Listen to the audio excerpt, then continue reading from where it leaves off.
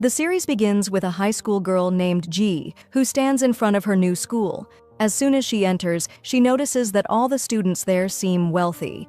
She is excited about her new school because it looks grand and luxurious. She tells herself that this is a fresh start for her, and she is determined not to cause any trouble.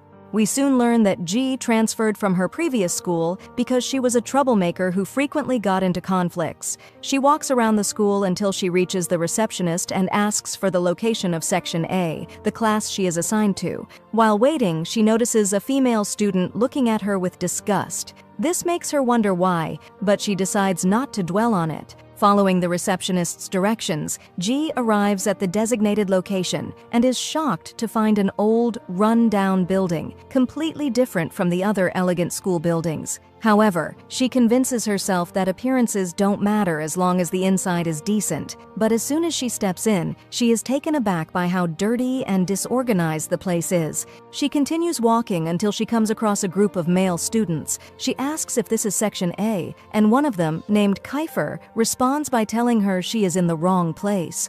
Ji insists that the receptionist directed her there, but Kiefer rudely tells her to leave immediately. Frustrated by his attitude, she walks away, thinking to herself how much she wanted to shove the lollipop she was holding down his throat. However, she calms herself and heads toward another building, which looks clean and well-maintained. She enters a classroom and takes a seat at a desk. Soon after, a girl named Rocky, the class president, approaches her and introduces herself. Ji does the same, mentioning that she is new to the school, but when Rocky checks Ji's paperwork, she realizes that Ji is not registered in this class, but rather in another classroom in Section A. She then gives Ji the correct directions. At that moment, Ji realizes that Kiefer tricked her. Feeling irritated, she heads back to Section A. However, once there, she discovers that the section has only one classroom, which consists entirely of male students. Still, she doesn't let it bother her. She introduces herself to the teacher and the class. Kiefer, as the class leader, is supposed to welcome her, but instead, he mocks her, making the other students laugh at her. Ji doesn't stay silent. She fires back, making fun of him as well. From that moment, Ji starts experiencing harassment from her classmates. Every time she tries to sit at a desk, the students stop her. When she finally manages to sit somewhere, they start throwing paper balls at her while laughing. She yells at them to stop, but they ignore her. The bullying continues until the lesson ends, and Ji leaves the classroom annoyed. She heads to the school cafeteria, where she meets Rocky, who is sitting with a group of girls. Rocky asks her how things went in Section A, but Ji hides the truth and tells her that everyone welcomed her warmly. The girls don't seem to believe her, as they know that all the students in Section A are troublemakers. At that moment, a student named Iris speaks up, saying that Section A is a perfect place for Ji. It becomes clear that Ji and Iris know each other, but Ji stays silent, not responding to him. Instead, she leaves the cafeteria and returns to Section A. Once back, she looks for a clean spot to eat, but as soon as she finds a suitable place and takes out her food, the other students take it from her. One of them, named Felix, approaches her and apologizes for what his classmates did. He warns her not to bring out food in front of them again because none of the students in Section A are allowed to enter the cafeteria or buy food from it. Ji is surprised by this, so she pulls out more food from her bag. Felix quickly snatches it from her and reminds her of his warning before walking away. Later, while Ji is in the classroom, a female teacher enters but refuses to start the lesson because the class is filthy. She tells them that if she finds the classroom in the same condition during the next lesson, she won't teach them for the rest of the year. Then, she leaves. Ji, feeling determined, tries to encourage her classmates to clean the classroom. But to her shock, they all walk out and lock the door behind her, leaving her alone to clean the mess. She yells at them to help her, but they ignore her, laughing at her from the classroom window. With no other choice, Ji cleans the classroom by herself, fuming with frustration. At the end of her first day, she returns home, where we learn that she lives with her uncle's wife. When her aunt asks her about her first day at the new school, Ji hides everything that happened and tells her it was a great day. Her aunt then reminds her of the promise she made, and Ji reassures her that she hasn't forgotten. She will not cause trouble with anyone. The next day at school, Ji is surprised when Kiefer hands her a piece of paper with a list of food items that he and the other students like, instructing her to buy them from the cafeteria. Ji refuses, telling him that she is not their servant. Kiefer responds by saying that he doesn't like having her in the class, and if she wants to stay, she must obey his orders. Ji gets angry and firmly tells Kiefer that she won't do what he asked. She also bluntly tells him that from the first moment she saw him, she wanted to punch him. Of course, Kiefer doesn't like her attitude and is about to start a fight with her, but their teacher enters the classroom, interrupting them. During lunchtime, a student named Yuri arrives, and all the boys rush toward him because he has brought plenty of food for them. However, when Yuri notices Ji, he becomes visibly upset. Felix informs him that Ji is a new student in their class. Yuri glares at Ji with anger before walking away without saying a word, leaving Ji confused by his reaction. She asks Felix about him, and he explains that Yuri had been on vacation in Japan visiting his family and had just returned. He also tells her that Yuri and Kiefer are close friends. Meanwhile, Yuri goes to speak with Kiefer about Ji, making it clear that he doesn't like having a girl in their section. Kiefer explains that he had already tried to intimidate her into leaving, but she wasn't scared and stood her ground. Yuri then suggests that they keep harassing her until she gets fed up and leaves. Kiefer agrees. The next morning, Ji has breakfast before heading to school. On her way, she runs into Angelo, her older cousin, who asks her how things are going at school. She reassures him that she's fine and then asks if he knows anything about Section A, since he was once a student at the same school. Angelo explains that Section A was created specifically for troublemakers and that once a student is transferred there, they remain in that section until they graduate. However, he also tells her that female students in Section A have a chance to transfer out if they maintain good behavior, avoid causing trouble, and achieve high grades in their subjects. After hearing this, Ji continues her way to school when she comes across a boy fighting 4 other boys and easily defeating them all. As soon as he sees Ji, he calls out to her, introducing himself as her classmate and asking if they can go to school together. Ji agrees, and on the way she learns that his name is Sai. Curious, she asks him why students from their section aren't allowed to enter the cafeteria. Si agrees to tell her, but on one condition: she must buy him food. Ji agrees. Si then tells her that there used to be a girl named Ella in their section, and she and Kiefer were deeply in love. However, she eventually transferred to another section because she had strong connections with the school administration. After her transfer, Kiefer felt like she had changed toward him for no apparent reason. One day, he saw her in the cafeteria kissing another boy. Furious, Kiefer got into a fight with the boy and ended up destroying the entire cafeteria. Since then, the school administration has punished Kiefer and all the students in Section A by banning them from the cafeteria completely. After their conversation, Si and Ji arrive at school and go about their day as usual. However, at the end of the last period, Ji is shocked to find that her clothes have been glued to her desk. It turns out that Kiefer and Yuri were behind this prank. The entire class laughs at Ji before leaving her behind. Ji calls out to Si and Felix, reminding them that she always brings them food and that they can't just abandon her in this situation. Feeling guilty, Felix and Si help pull her from the desk, but in the process, her clothes tear. Si immediately gives her his jacket to cover herself. Furious, Ji storms off, searching for Kiefer until she finally finds him standing with Yuri and a group of other boys. She throws Si's jacket in Kiefer's face, and in front of everyone, tells him that from this moment on, she won't stay silent about anything he does to her. Then, she walks away. Later, on her way home, Ji is accompanied by Si, who gives her another jacket he had in his bag to cover her torn clothes. She thanks him and says goodbye before entering her house. Meanwhile, as Si heads home, he encounters a group of boys, the same ones he fought earlier, who have returned to take revenge on him. At home, Ji sits down for dinner, where Iris is also present. It is revealed that Iris is actually Ji's younger cousin, but he clearly resents her presence in their household. Angelo notices this and gets upset when he realizes that Iris isn't giving Ji a ride to school in his car. He then tells him that starting the next day, he must take Ji to school and ensure that she is safe from any harm. The following morning, Iris follows Angelo's orders and drives Ji to school. When Ji arrives at her classroom, Kiefer once again hands her the same paper with a list of food items, along with money, expecting her to buy food for him and his friends. Ji snaps at him, telling him that she isn't obligated to do anything for him. She makes it clear that she is only getting the food for her friends, not for him. G goes to the cafeteria and buys all the food Kiefer had requested. When she returns, everyone is thrilled by what she has done, even Kiefer himself. Felix then calls G over to eat with them, making her incredibly happy. She agrees and joins them. However, Yuri is displeased by the situation and leaves angrily. Later, while they are in the classroom, their teacher calls out students' names to assess their academic levels. None of the boys answer her questions, showing their lack of interest in studies. But then, the teacher calls G's full name, revealing that her family name is the same as Iris's.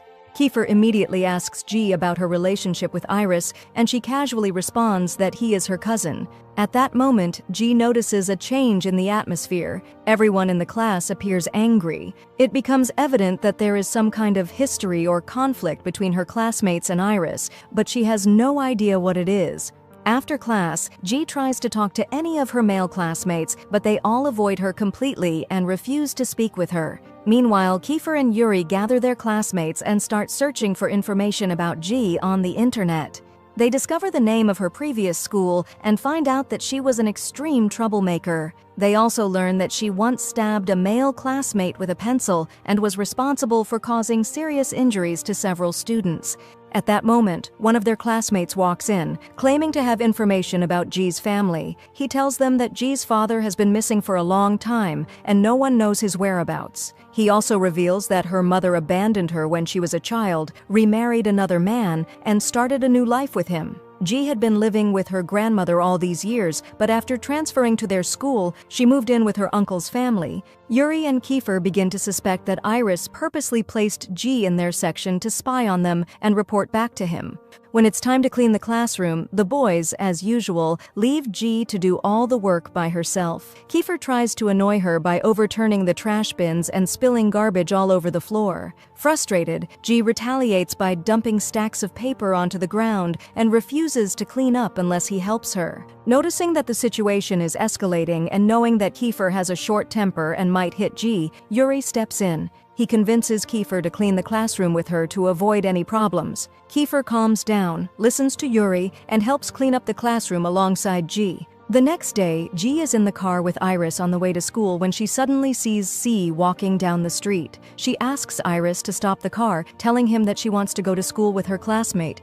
As she walks with Sai, she asks him why he was absent from school. C explains that he got into another fight with the friends of the boys he had beaten up before. However, this time, the fight was much more serious, and he suffered a severe injury. Because of that, he decided to stay home and rest until he recovered.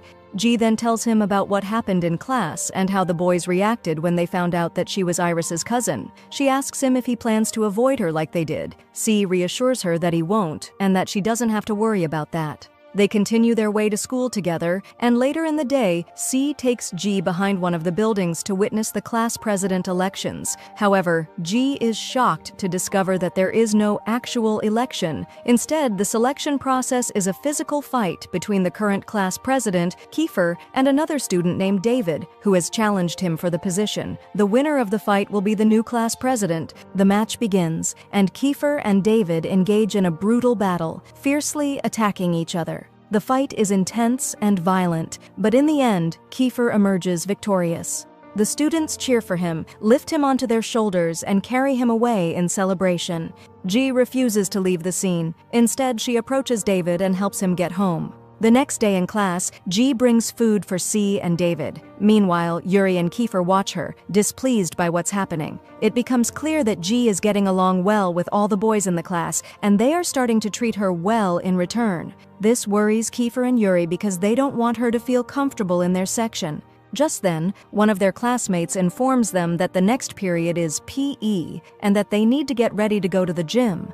At the same time, Iris is sitting with his friend, who informs him that the students of Section A will be heading to the gym for their next class. While they are talking, Ella walks in and greets Iris. It's obvious that the two of them are in a romantic relationship. Iris then decides to go to the gym, using the excuse that he wants to check on his cousin, G, to make sure none of the boys in her class are bothering her. However, when he arrives, he deliberately gets too close to Ella, making it obvious that he's doing it on purpose to provoke and anger Kiefer. His plan works. Kiefer reaches his breaking point, furious at the scene in front of him. Determined to punish Iris, he decides to take it out on G instead. Pretending to be teaching her how to catch a ball, Kiefer launches the ball at her with excessive force. It hits her directly in the face, knocking her to the ground and causing her nose to bleed. Everyone in the gym is stunned by what happened. At that moment, Kiefer realizes his mistake and wants to go to G and apologize. However, he hesitates when he sees that Iris has already rushed to her side to check on her.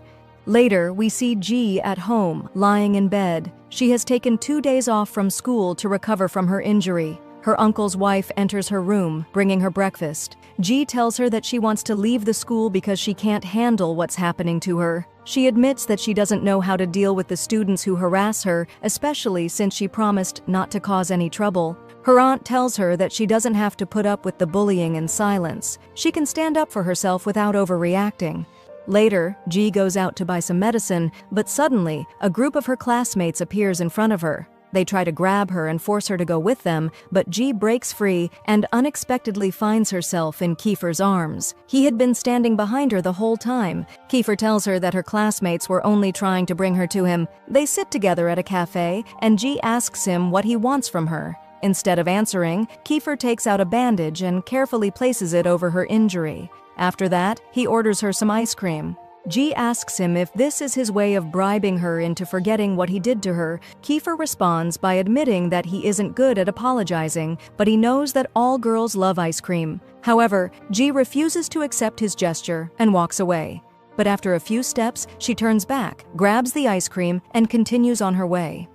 The next day, G is at school and enters the bathroom. Shortly after, a group of girls follows her inside. They start talking about what happened in the gym, and one of them, named Freya, speaks badly about Ella. She calls her an untrustworthy girl, mentioning that she used to be with Kiefer, but then left him to date Iris instead. As they continue talking, Freya notices that their classmate, Mika, is unusually silent and not engaging in the conversation. When Freya asks her why she's so quiet, Mika responds by saying that she thinks Ella is actually a good person and not as bad as Freya claims. Freya doesn't like Mika's response at all, but she quickly shifts the topic to G. She questions why the boys are paying attention to her, saying that she sees no reason for it, especially since G isn't even pretty. G, who had been listening to the entire conversation, gets furious when she hears Freya insulting her. She storms out of the bathroom, stands in front of Freya without saying a word, and splashes water on her. Then, G runs out, heading toward Section A. Freya and her friends immediately chase after her and catch up with her in front of Section A. At that moment, all the boys from Section A step outside to see what's happening. Additionally, Freya's male friends arrive at the scene, as well as Ella and Iris, who stand at a distance, watching the situation unfold. Freya, still humiliated, declares that G was bold enough to splash water on her and must be punished for it. However, Iris intervenes, telling Freya that G is his cousin.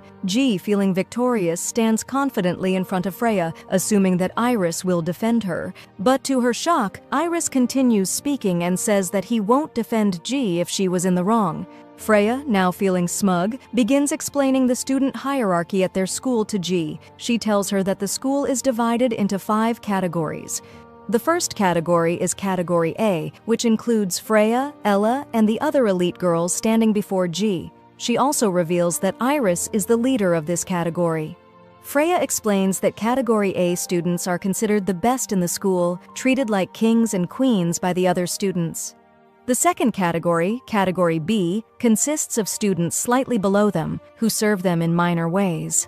The third category, Category C, is made up of students who are friendly and agreeable to everyone. Freya points out that Rocky, the girl who welcomed G when she accidentally entered the wrong class, is part of this group. Then, Freya moves on to Category D, which is made up entirely of boys. These boys act as enforcers for Category A students, ensuring that anyone who disrespects them is punished. Finally, Freya mentions Category E, which G already belongs to, reminding her that Category E students are the lowest-ranked students in the entire school, and no one cares about them. After finishing her explanation, Freya offers G a way out of punishment. She will forgive G only if she kneels and kisses her shoe.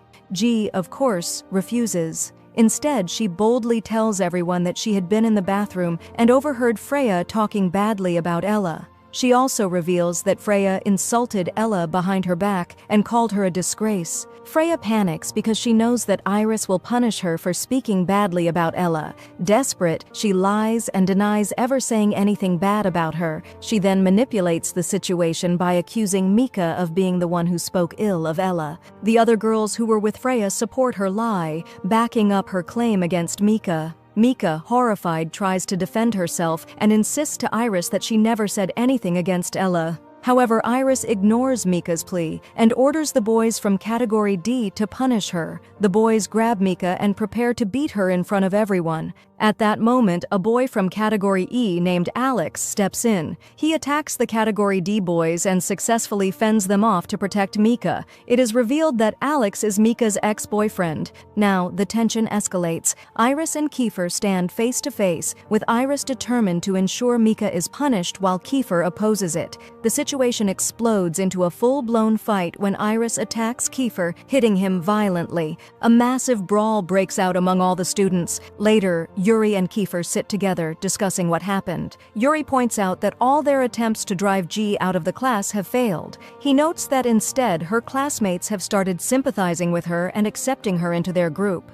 Kiefer smirks and tells Yuri that he has a new plan, one that will kill two birds with one stone. He explains that he will make G fall for him, get her emotionally attached, and then cut her off completely, breaking her heart. This way, not only will he get rid of G, but he will also make Iris furious for what happened to his cousin. Yuri loves the plan and agrees to go along with it. Meanwhile, C runs up to Kiefer in a panic, telling him that G is in a fight with Category D boys in the gym. Kiefer rushes to the scene and arrives just in time to see G lying on the ground while one of the boys is about to strike her. Without hesitation, Kiefer grabs the boy and beats him up. Then, Kiefer and G stand side by side, facing off against the three remaining boys. They engage in a fierce battle, but manage to overpower their opponents. After the fight ends, both G and Kiefer collapse onto the ground from exhaustion. G thanks Kiefer for saving her. At that moment, C and Yuri enter the gym. Yuri approaches G and picks her up to take her to the infirmary. However, before doing so, he warns her that the school is going to investigate the fight. He then asks her to avoid mentioning Kiefer's involvement because if Kiefer gets into another major incident, he might be permanently expelled from the school. G agrees and promises to keep his name out of it. The next day, heavy rain pours down, causing the school administration to dismiss students early. G calls Iris, asking him to pick her up, but when she leaves the school building and waits for him outside in the rain, he never shows up. As she stands there, Yuri spots her and offers her a ride home. G, having no other choice, gets into Yuri's car, and he drives her home. Noticing that G is cold, Yuri hands her his jacket so she can warm up. Soon after, G is surprised to find that Yuri is taking her to his house. He explains that the roads to her home are completely flooded, making it impossible to get there. He offers to let her stay at his place until the weather improves, and G reluctantly agrees. G is amazed by the grandeur of Yuri's house. It is incredibly luxurious. Yuri leads her to a room and tells her to change out of her wet clothes. He lets her know that she can borrow any of his clothes until the maid washes and dries hers. He then steps out, giving her privacy to change. A little while later, Yuri returns, and the two sit and chat. G asks him about his family, and he tells her that his parents live in Japan, where they manage their business. He reveals that he lives in this massive house with only his grandfather. Later, Yuri takes G to have lunch with his grandfather, who is surprised because this is the first time Yuri has ever brought a female friend home. As they talk, G impresses Yuri's grandfather with her kindness and polite demeanor. The next day at school, G thanks Yuri and jokes around with him as they walk to class. Kiefer is shocked when he sees Yuri laughing and playfully interacting with G. Curious, he pulls Yuri aside and asks him what happened the previous night. Yuri explains everything, and when he notices Kiefer getting irritated, he reassures him that this changes nothing about their plan. Everything will still go exactly as they planned. Soon after, Kiefer and G are summoned to the principal's office. When they arrive, the boys from Category D are there, claiming that Kiefer and G attacked them for no reason. G immediately tries to defend herself and Kiefer, but she notices that the principal doesn't believe her. This is because of Kiefer's long history of causing trouble. Ji is shocked when the principal places full blame on Kiefer for the incident. At that moment, Ji remembers what Yuri told her, that if Kiefer got involved in another serious problem, he might be expelled from school. Determined to protect him, Ji steps forward and tells the principal that she was the one responsible for everything. The principal, however, sees through her attempt to defend Kiefer and warns her that she herself could be expelled for taking the blame. Ji is stunned, but still insists that Kiefer had nothing to do with it. In response, the principal says she will call Ji's guardian. After they leave the office, Kiefer thanks Ji for what she did. A while later, Angelo arrives and takes Ji aside to speak with her privately. He yells at her for getting involved in trouble and reminds her that she promised not to cause any problems. Ji apologizes and promises not to make any more trouble. That night, Kiefer is at Yuri's house, along with their other male classmates. Kiefer discusses his plan with them, explaining how he will make Ji fall for him, only to break her heart and force her to leave the class. Yuri, however, seems unhappy about this plan, but he says nothing. The next day at school, Ji hears a noise coming from behind a garbage bin. When she approaches, she is surprised to find Mika hiding behind it. Mika is terrified because Iris has ordered the boys from Category D to chase her down and punish her, believing that she was the one who spoke badly about Ella. Fearing for her safety, she has been running away and hiding. Ji sympathizes with her and asks if any of her classmates tried to help her. Mika says that the only one who could have helped was Ella, but unfortunately she is absent today. Ji takes Mika to the bathroom, helps her clean up, and then decides to take her to Section A, hoping to protect her from the boys chasing her. However, when they arrive, Kiefer is visibly annoyed by Mika's presence and wants to throw her out of the classroom. Ji yells at him, saying that Mika needs help and reminds him that he once helped her before. Kiefer seizes this opportunity to start his plan and, with obvious romantic intent, tells Ji that he is willing to do anything for her. Yuri, watching from a distance, is unable to hide his jealousy. Ji, on the other hand, becomes flustered and doesn't know how to respond. At the end of the day, Ji walks with Mika to ensure that no one attacks her on her way home. As they walk, Ji asks Mika about her history with Alex. Mika sits with her and explains that she and Alex used to love each other.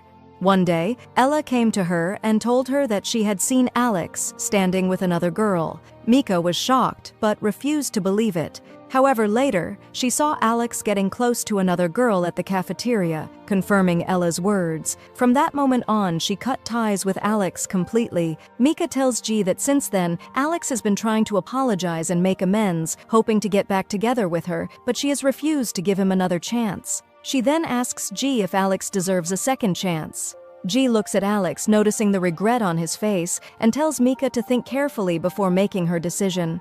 Ji then walks Mika home. Later that night, Ji confronts Iris about how he treated Mika, telling him that what he did was wrong. She insists that Mika never said anything bad about Ella.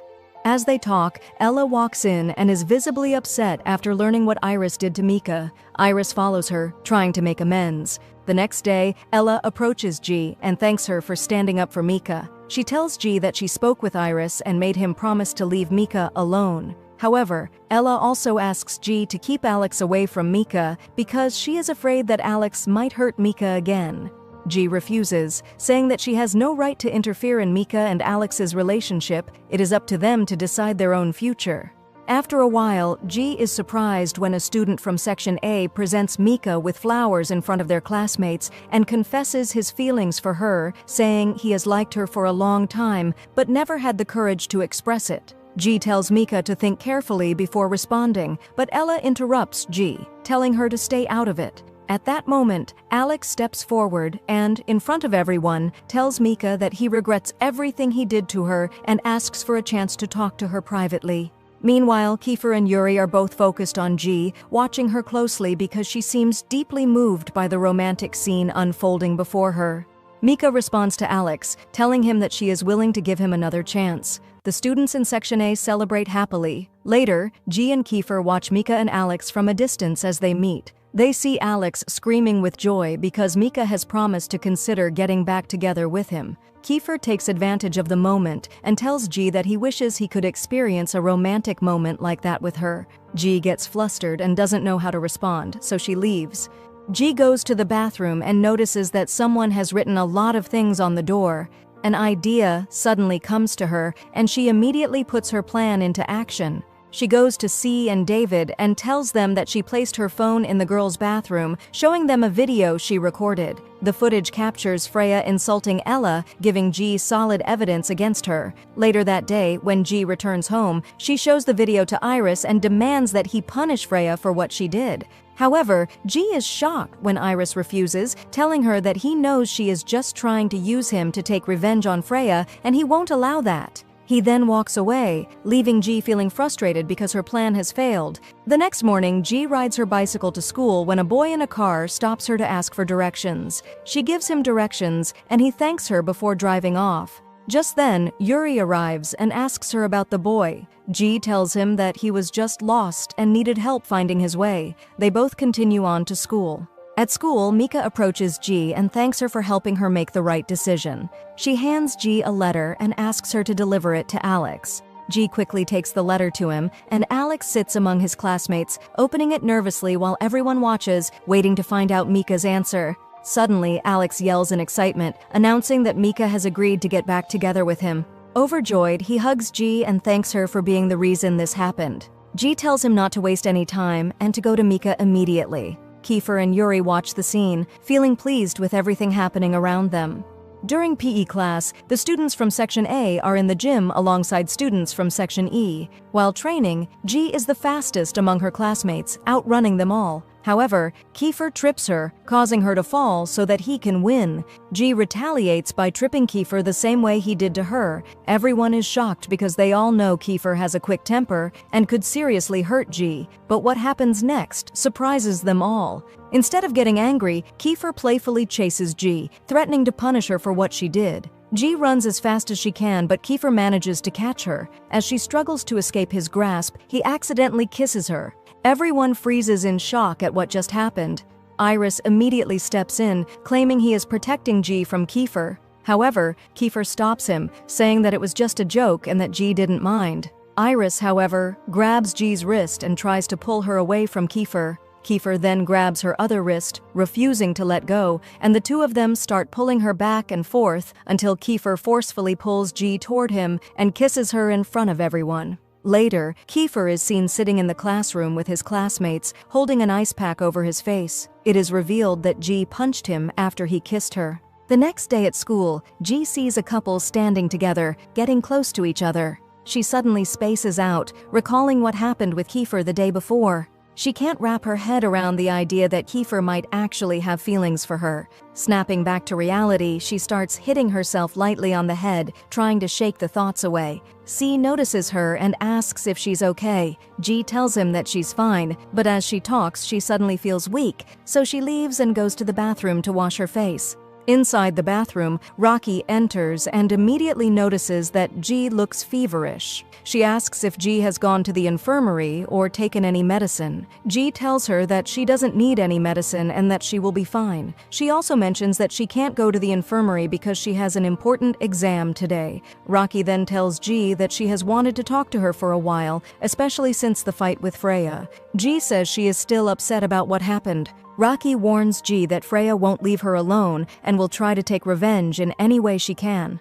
She explains that Freya did the same thing to her in the past. She caused a lot of trouble for C, leading to his transfer to Section E. She also reveals that Iris knew Freya was in the wrong, but couldn't punish her because he was secretly in a relationship with her behind Ella's back. G is shocked to hear this. Rocky confirms that she saw them getting close at a party, and she explains that Freya always threatens Iris with exposing their relationship to Ella. Because of this, Freya does whatever she wants at school without facing any consequences.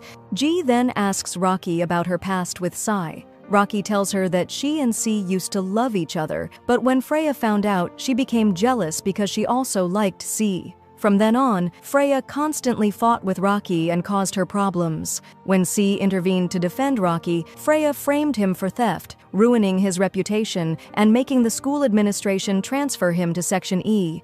G returns to her classroom feeling upset about everything she has learned. Meanwhile, her condition worsens, and she becomes too weak to keep her head up. She sits between Yuri and Kiefer, struggling to stay awake. When the teacher arrives and hands out the exam papers, G is completely exhausted and unable to focus. Eventually, she falls asleep at her desk. After some time, her classmates wake her up. The moment she opens her eyes, she panics, realizing that she has slept through the exam and hasn't answered a single question. She becomes terrified that she will fail and embarrass herself in front of her family.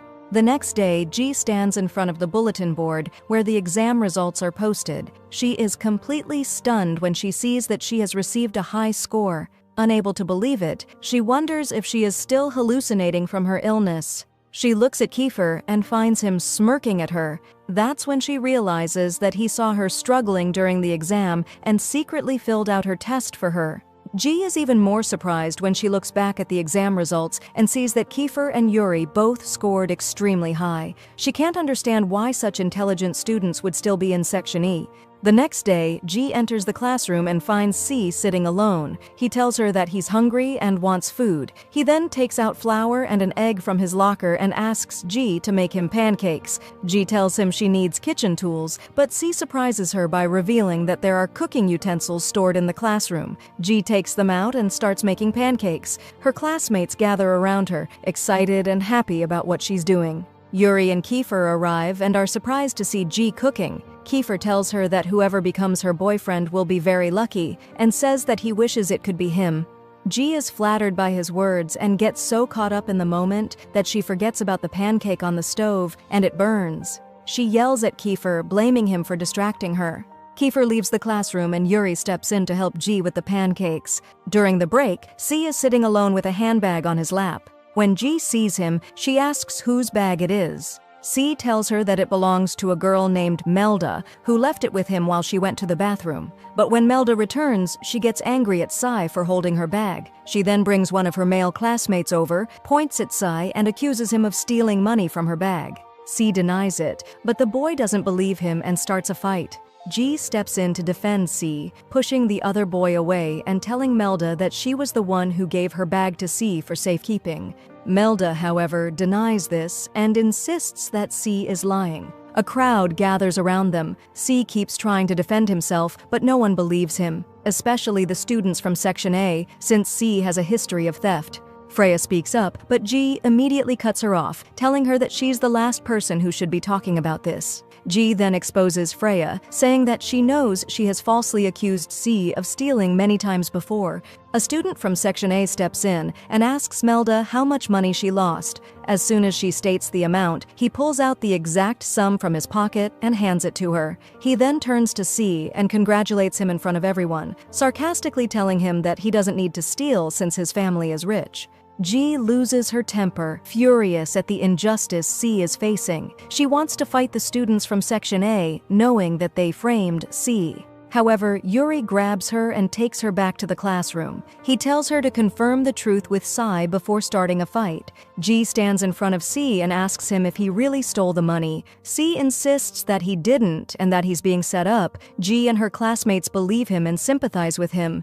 Meanwhile, at home, Iris is with Ella. He tells her that he knows she was the one who framed C and asks her why she did it. She explains that she is upset with G and wanted to hurt her by making her feel bad for C. She still resents G for influencing Mika to get back with Alex, which caused Mika to change and distance herself from Ella. Ella is also bothered by how all the boys in Section A treat G well, especially since she used to be close to them when she was still in Section A.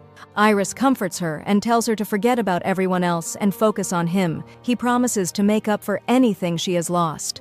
The next day, G speaks with Kiefer and asks him for money. She wants to settle the embarrassing situation Sai was put in. Kiefer warns her against it, but she insists, so he gives her the money she asked for.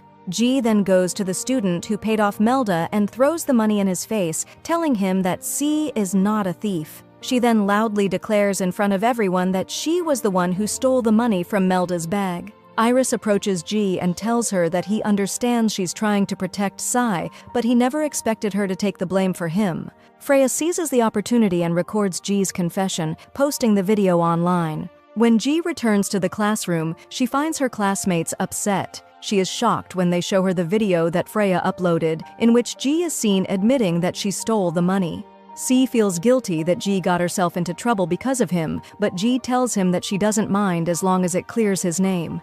C approaches her and thanks her before hugging her. Yuri, Kiefer, and the rest of their classmates feel happy about G's actions. Kiefer then contacts his hacker friend Eddie and asks him to delete the video from all social media platforms. The next day, Angelo scolds G after seeing the video. G is surprised when she realizes that Angelo has Kiefer's number and is calling him to ask what happened. Kiefer reassures him that G did it to protect C's reputation and that the video has already been erased. Angelo calms down, but warns G not to do something like this again.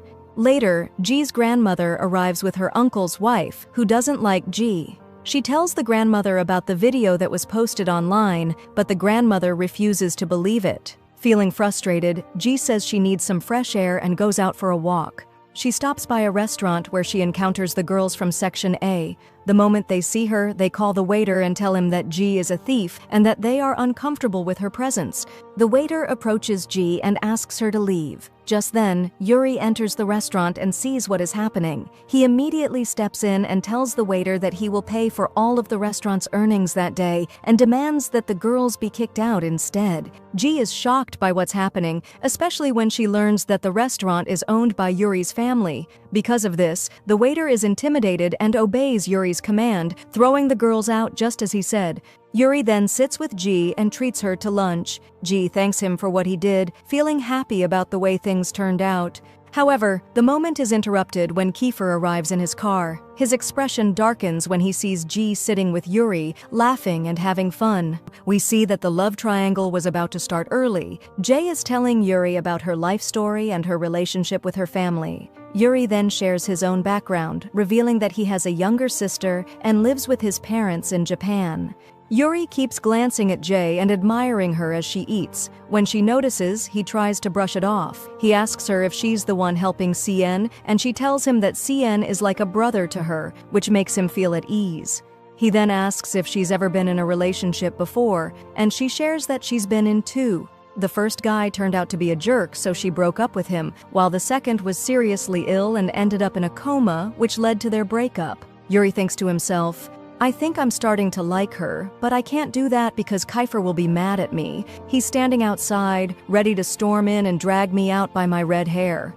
Kiefer calls his friends and leaves to meet them, while Jay asks Yuri if he's ever been in love. Yuri tells her that he had a one-sided crush. She teases him, saying, "What? On the school's most popular girl? Don't feel bad?" Yuri reassures her that he's moved on, and Jay laughs, joking that he's behind her. He gets startled, but then laughs at her playful attitude. She tells him she needs to leave because she left her bike outside. Yuri offers to spend the day with her and take her home afterward, and she agrees. Meanwhile, Kiefer is in a terrible mood and wants to pick a fight with anyone. The situation escalates when they find out that the genius hacker couldn't break into the school's system or hack the cameras to find out who stole the money. This makes them think CN might not be such a great hacker after all, and that he's been outdone by kids. Someone suggests checking the cameras at the school itself, but Kiefer shoots down the idea, saying, "Are you stupid? We're from the security department. If we get caught, we'll get a beating." He cancels that plan and orders them to proceed with a second plan, which remains a mystery. Suddenly, someone asks about Yuri, and Kiefer loses his temper, saying, "Am I not enough for you?" He then decides to punish them by making them play basketball with him. Meanwhile, Yuri is the sweet one who offers to take Jay home on her bike. Jay is annoyed because she thought he'd take her home by car. She gets nervous about falling and grabs onto him, placing her hands on his stomach. He laughs and begs her to remove them because it tickles him. She moves her hands to his shoulder, but the bike loses balance, causing her to fall and get injured. Yuri, on the other hand, remains unharmed. He takes out his handkerchief and ties it around her leg, helping her stand and seating her on the bike while he walks beside her to support her. When they reach her house, he carries her inside, pretending she's exhausted. From their misfortune, Jay's grandmother arrives home and sees them. She scolds Yuri, saying, "Put her down, son. You're embarrassing us in front of the neighbors." He insists that he'll stay to help. She then tells him to come inside and sit on the couch. Yuri takes the first aid kit and insists on treating Jay's injury himself. Jay clings to her grandmother because of the pain, but Yuri's gentle touch feels soothing, and she barely notices the pain until he finishes. Jay's grandmother, who's observant, notices that they make a good pair. She asks, "Are you her boyfriend?"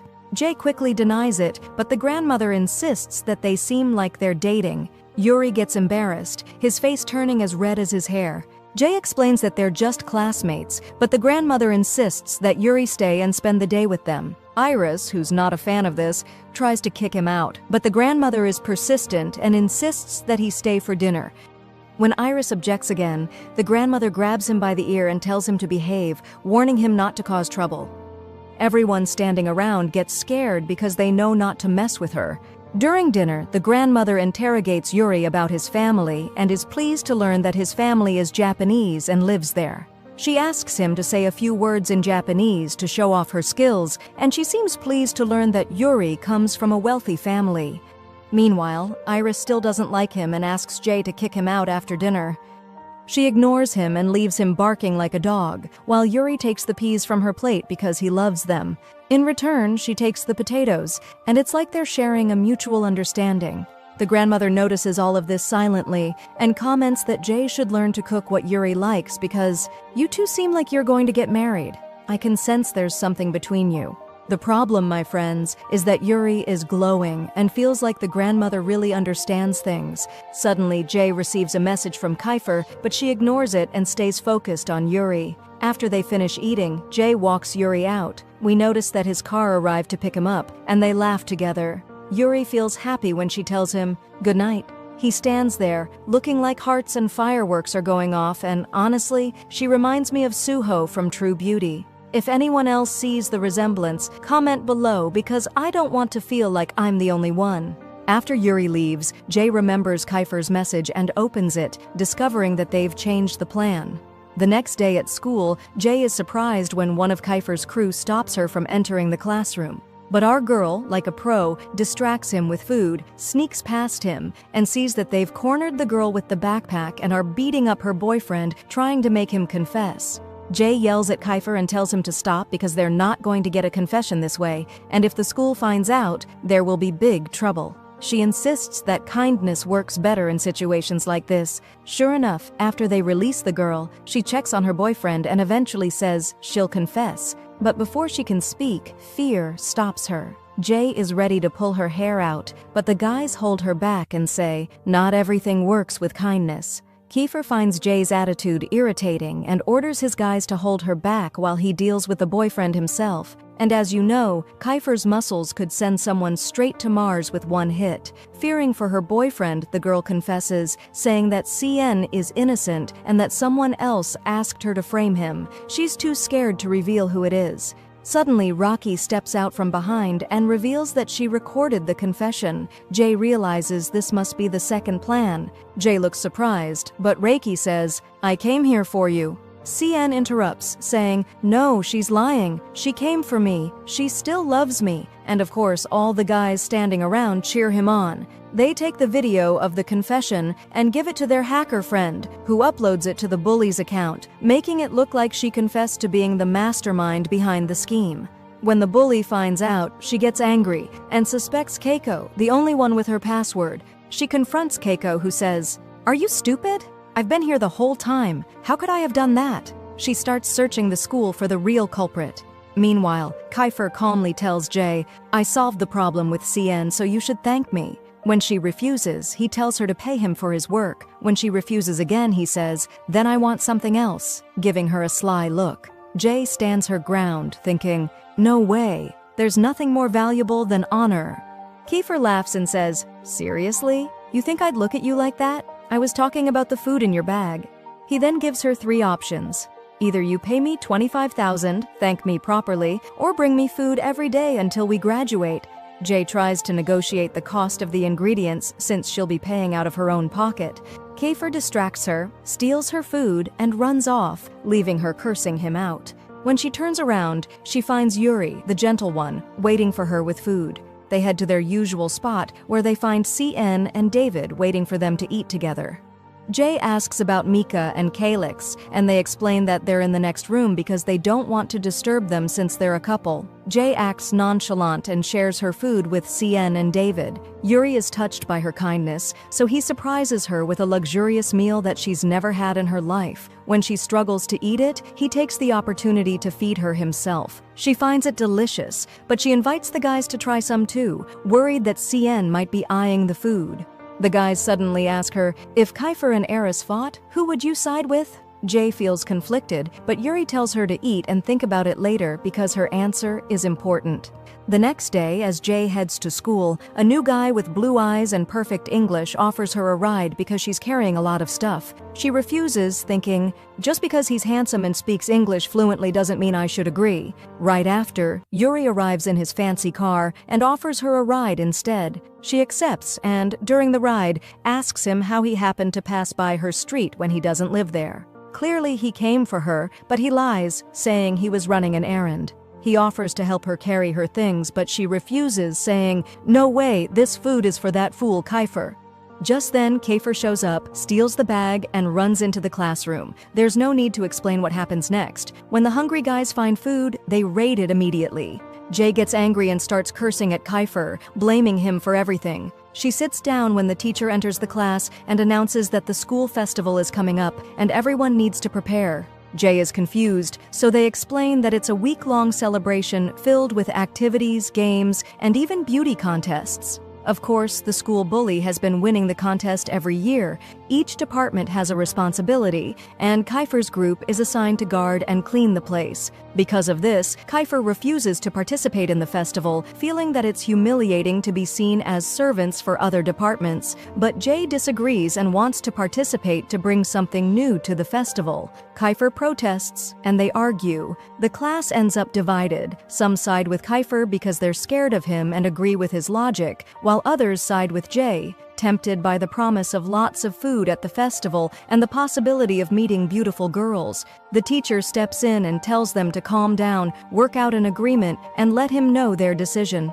During the break, Jay walks with CN, who suggests they have lunch together alone. Jay, realizing he's being flirty, gets annoyed and calls Yuri instead. She tells Yuri she'll join him and the others shortly, then takes Kiefer's lunchbox to give it back to him. Kiefer is obviously jealous and doesn't want her to leave. He orders her to eat lunch there with him, and when she refuses, he calls the rest of the group over and makes them eat there too, forcing Jay to stay. Fortunately for Jay, she ends up sitting next to Yuri. The rest of the group looks on hungrily, wanting to steal food, but Kiefer warns them that from now on, stealing food is banned. Everyone has to bring their own. Kiefer then sits between Jay and Yuri, thinking it'll make Jay focus on him, but she completely ignores him, feeling sorry for the rest of the guys who don't have food. Jay suggests cooking food for everyone since there's a kitchen nearby, but Kiefer yells at her not to touch the equipment because it belongs to one of their friends. The surprise is that the owner is a boy named Emin, who can't attend school because he works at his father's restaurant. Unfortunately, his family is in debt because his mother spends all the money they earn recklessly. Jay feels bad for Emin and tells her friends that they should visit him. Kiefer warns her not to interfere in people's lives, but the rest of the group insists on going, so he has no choice but to go along with it. When they arrive at the restaurant, they notice that the place is empty. Emin explains that he plans to quit school because if he doesn't pay off the debt soon, the restaurant will be shut down.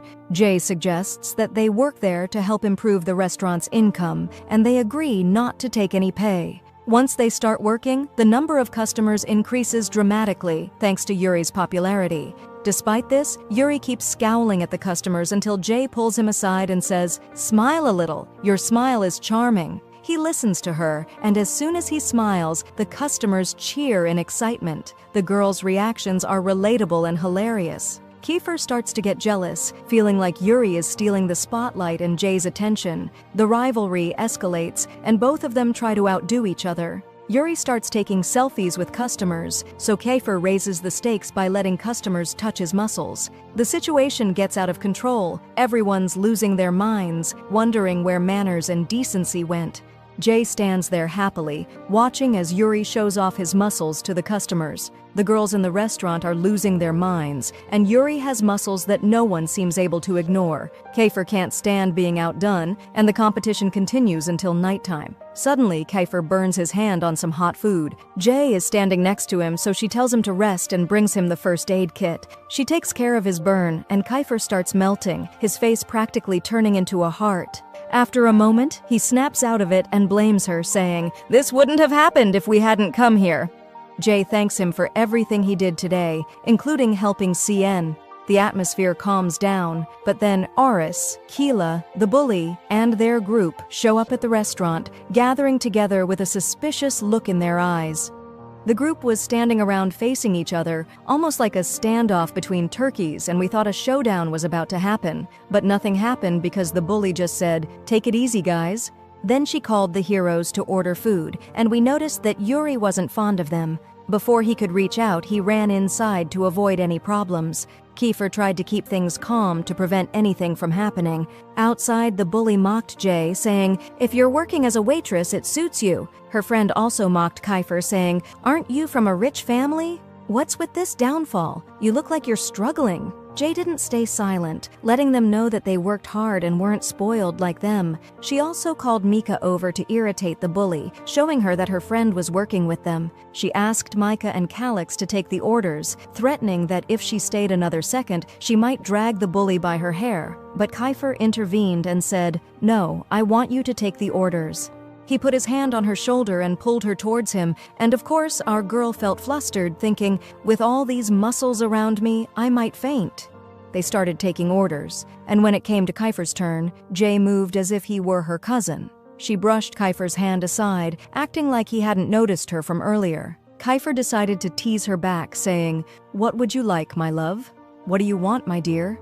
Kiefer stood there like a lion, unaffected. The heroes informed them that the food would arrive shortly. Suddenly, Keiko received a message from someone named Rome, but he ignored it. Meanwhile, Kiefer and Calix went into the kitchen. Calix mentioned that Jay and Kiefer had a strange relationship, and they seemed to dislike each other. He suggested that if they continued with their plan and something happened to Jay, Kiefer wouldn't be affected. He proposed changing the plan to remove Jay from it, and Kiefer started to consider it. During this time, Jay found Keiko asking her out. She was shocked, but he said Kiefer didn't know anything and was waiting for her answer. Then David entered, yelling at Keiko for acting cold towards her. It seemed like there was tension between them. Jay tried to control the situation by pulling David aside, pretending there was work to be done. Keiko watched her and said, "I'm still waiting for your answer, beautiful."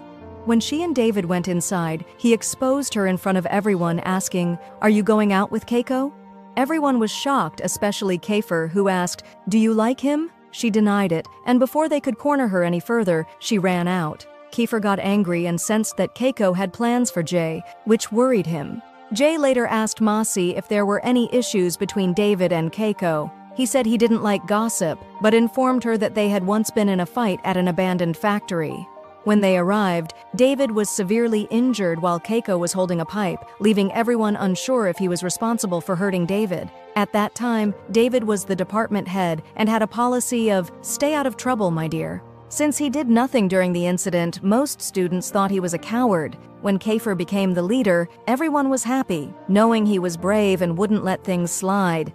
Kiefer teased her about liking Keiko, and when she denied it, he jokingly asked if she liked him instead. She threatened to steal his pie, and he stuck his tongue out at her.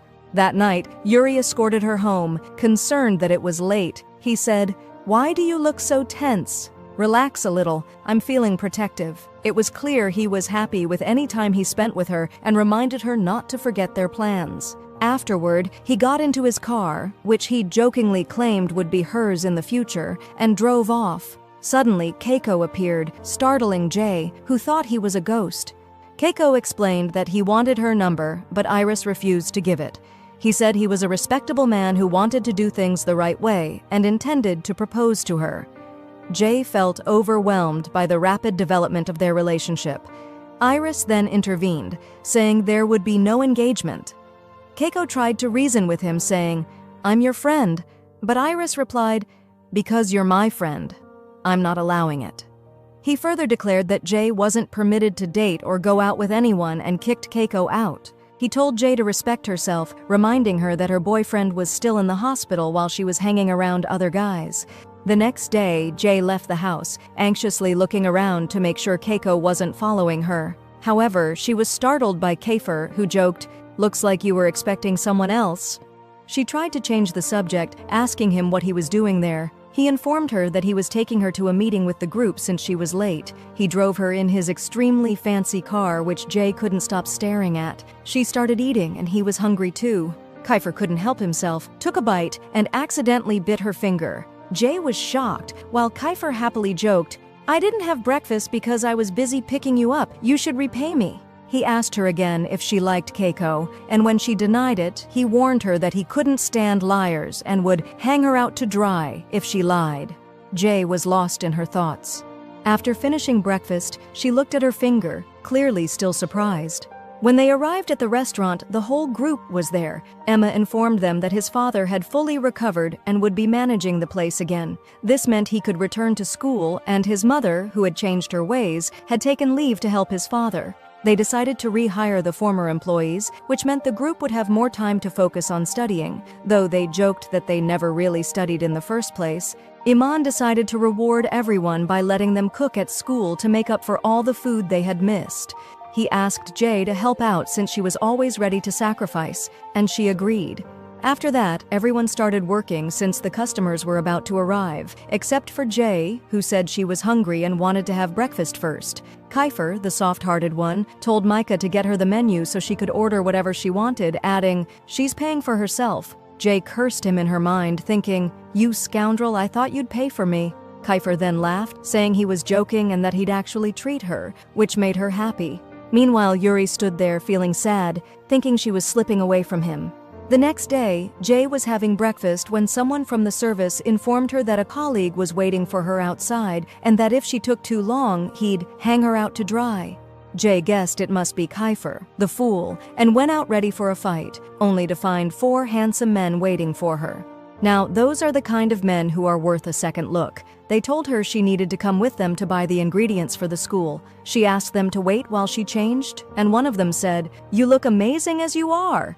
Jay cursed him, but Kiefer agreed, saying, "He's right, you're beautiful." And secretly, our girl melted a little. We can't blame her, we did too.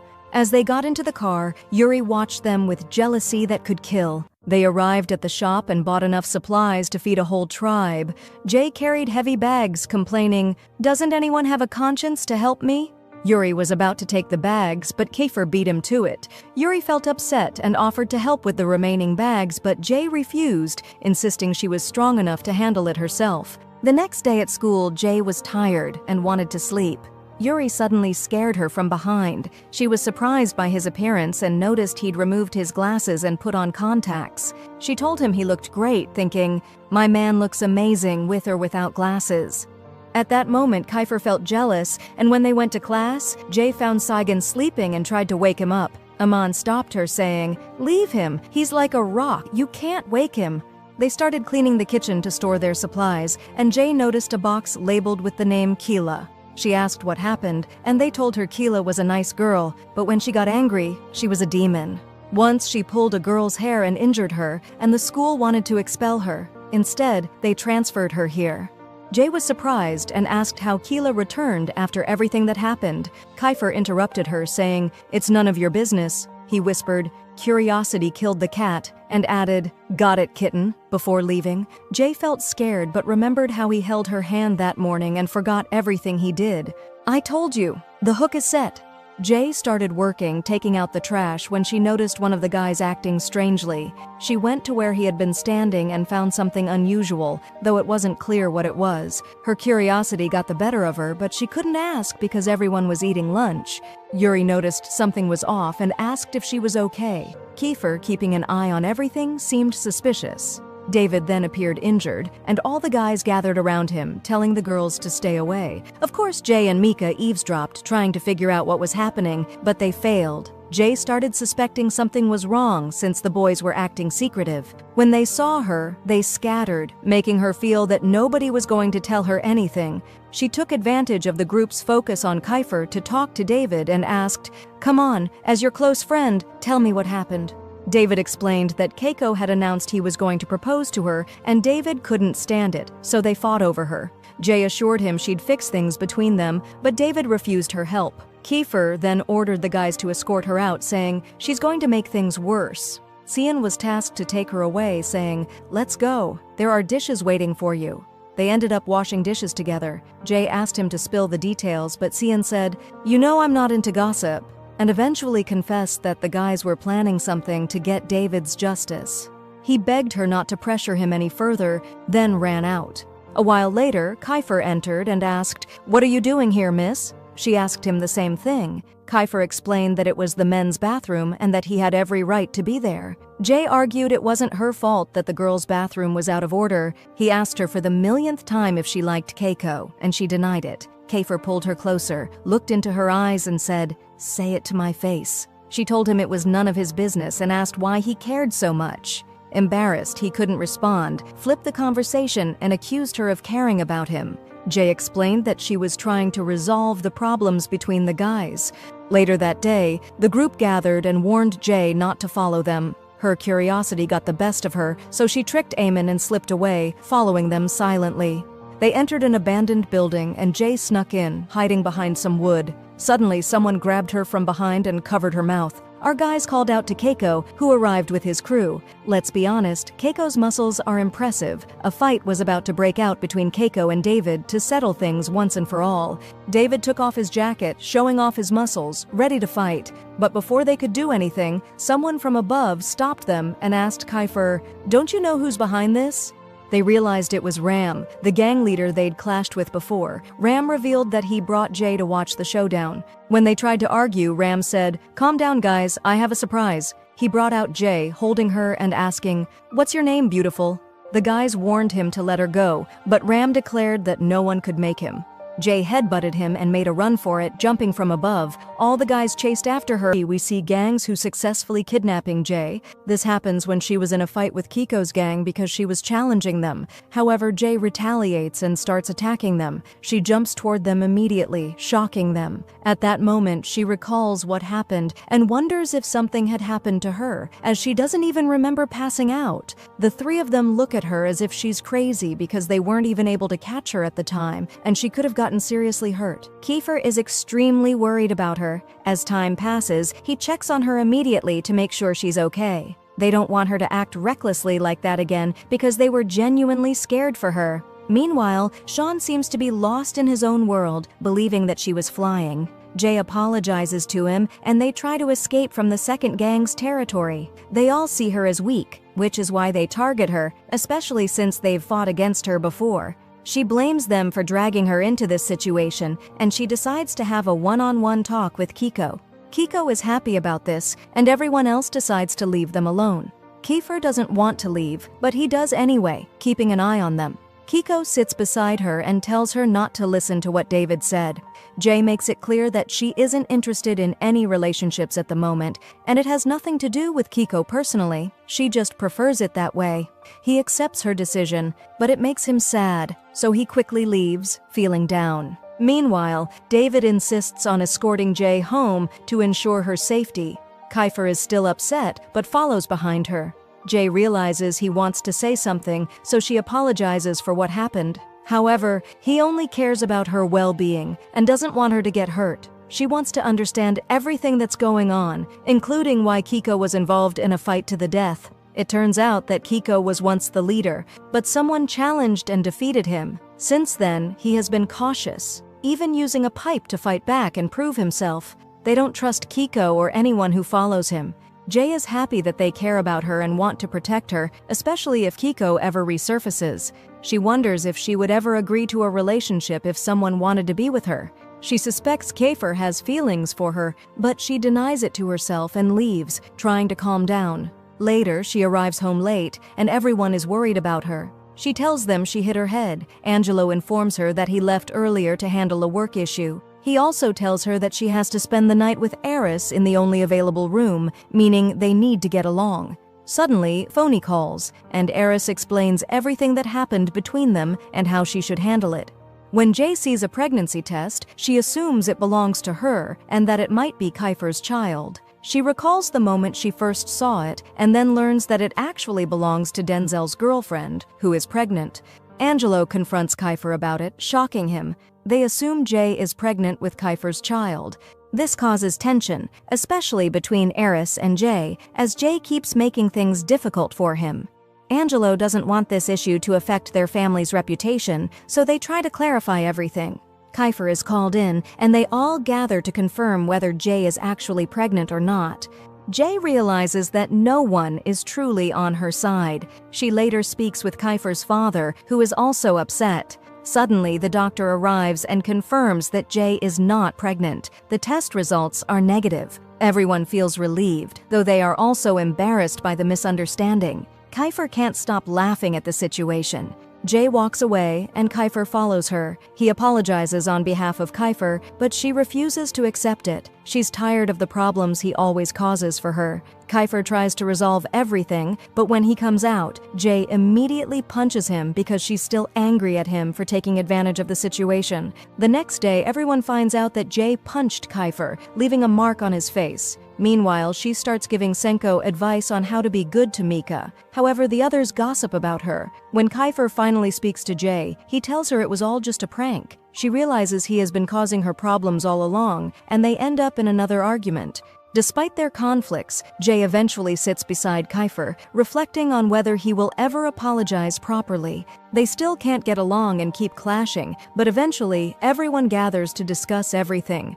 The first group to speak is Freya's, which is well organized. Each section starts listing their strengths, but in reality, none of them have anything special. They begin planning their next steps and suggesting ideas while Jay watches in surprise. When it comes to their own section, they realize they have nothing prepared. So, they decide to divide tasks, wondering what their section is supposed to do.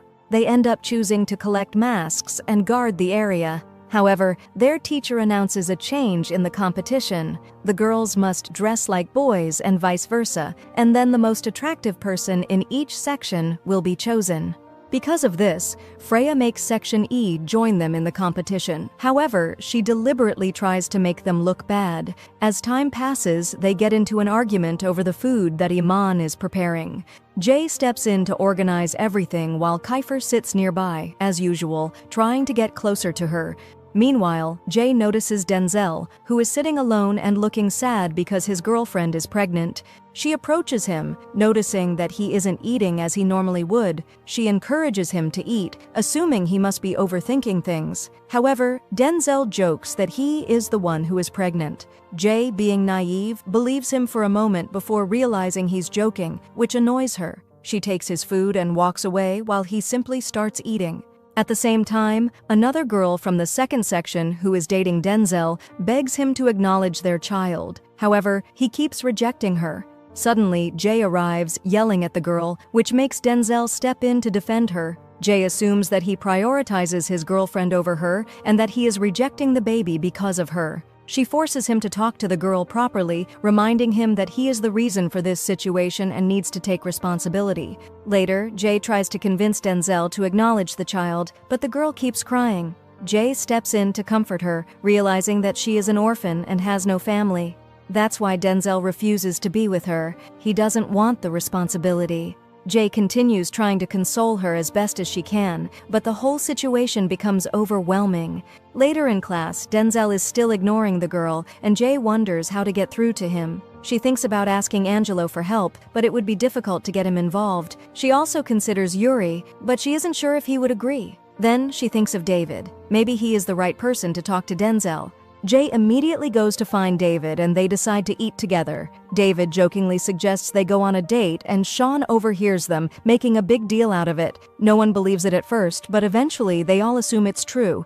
Many people, especially Kiefer, seem upset about it. Time passes and the three of them go to an amusement park together. They have fun, scream on the rides, and enjoy themselves. However, Sean gets motion sickness, leading to an argument with Jay. They start playfully chasing each other around the park. Sean wants to go on the rides again, but they decide to take a break and get some food instead. Meanwhile, David and Jay sit together, which she didn't expect. She wanted to talk to him seriously, mainly to find out if his girlfriend was pregnant. She doesn't want anyone to find out what's happening, but she suspects that Denzel refused to be with Chris because of something he overheard.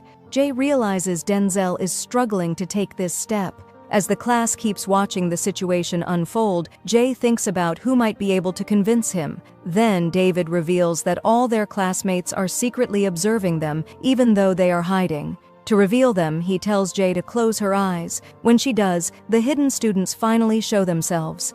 David takes the opportunity to touch her, and just as he is about to kiss her, everyone rushes forward, stopping him because he already has a girlfriend. This causes a lot of drama. Sean and the others also show up, scolding David for even attempting that. Freya is particularly furious, believing David had no right to do it. His reaction makes them realize that he is more upset than they expected, especially since Kiefer had already been getting close to Jay. Later, they decide to enter a haunted house. Jay is terrified and refuses to go in, but everyone insists. They take pictures together to remember the moment. Once inside, Jay gets even more scared, especially since she is stuck with Sean. Everyone is frightened because they aren't used to haunted houses. One by one, they go through different terrifying moments. Jay, trying to be brave, holds on to Sean, who is barely keeping it together himself. They walk through the haunted house until they reach a specific area where everyone suddenly gets scared again. Then, out of nowhere, they realize one of their friends has disappeared. She ran off alone, lost inside the haunted house. Jay is terrified when she sees a vampire and starts crying uncontrollably. The sight brings back old memories, making her even more emotional. Kiefer immediately steps in to comfort her as she has a full-blown panic attack. She hadn't wanted to enter the haunted house in the first place, and now she is overwhelmed with fear. Kiefer stays by her side, trying to calm her down as much as possible, and he manages to reassure her. He promises that he won't leave her, leading them both to exit the haunted house together. But suddenly, Jay runs off alone again, and she and Kiefer start calling out for each other. Though she tries to steady herself, the place is still terrifying. Just then, Kiefer finds her and immediately pulls her into a hug. She hugs him back, and in that moment, it's clear that Kiefer truly loves her. However, they quickly separate when their friends arrive. As they rejoin the group, everyone starts teasing them, convinced that something must have happened between them. Jay, however, is eager to go on the rides again. At first, Kiefer refuses, but when he sees how much she wants to, he gives in just to make her happy. He decides to enjoy the moment with the group, but Yuri watches closely, growing more and more irritated. Kiefer keeps getting closer to Jay, and Yuri doesn't like it, because he loves her. While waiting for their turn, Jay notices that Yuri knows some of the people nearby. They seem to really like him, and he quickly walks away. Meanwhile, the new group persuades others to let them go ahead in line, which impresses Jay. She thinks they're crazy, but skilled at persuasion. Kiefer, with just one charming smile, easily gets his way, proving he can manipulate situations effortlessly. They finally board the Ferris wheel, and Kiefer insists on sitting next to Jay. This upsets the others since it leaves them without a seat. The four of them ride together, and Jay starts suspecting that Yuri is here to confess to the girl he likes. However, he laughs it off as a joke. They take photos together, but Yuri grows increasingly annoyed because Kiefer is staying too close to Jay. Suddenly, the Ferris wheel stops high above the ground due to a malfunction. Jay panics and immediately clings to Kiefer, urging him to do something. They remain stuck for a while until the issue is resolved. Meanwhile, Eris calls, worried that Jay is taking too long, and asks Angelo to check on her. But before Jay can answer, Kiefer takes her phone, frustrating Eris even more. Eris already dislikes Kiefer, and this only makes things worse. In the end, he comes to pick her up himself, while Yuri remains upset. Elsewhere, the other students continue playing games and enjoying the city, having a great time. Meanwhile, Jay and her group are still hanging out when the fireworks start. She is completely mesmerized, her eyes shining with excitement.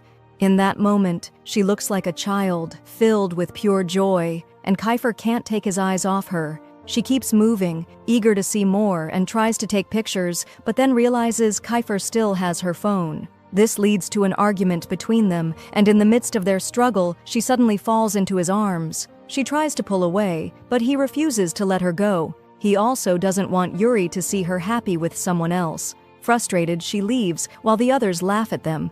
Soon after, Eris arrives, visibly irritated by how close she has been getting to Kiefer. Their friends warn her not to get involved with anyone from Section A or develop feelings for Kiefer. This makes her reflect on everything that has happened between them, how he has always been there for her and helped her countless times. But she still denies her feelings and walks away. Later, she unexpectedly finds herself at David's house and is surprised by the place he lives in. David's father is there and immediately calls Denzel. Kiefer is equally surprised to see her, but realizes she wants to talk. The atmosphere becomes tense, and suddenly, Denzel reveals the truth about their harsh and poor lifestyle. He explains that they work in their home to make a living, and he has always used this as an excuse to keep his distance from his girlfriend Grace.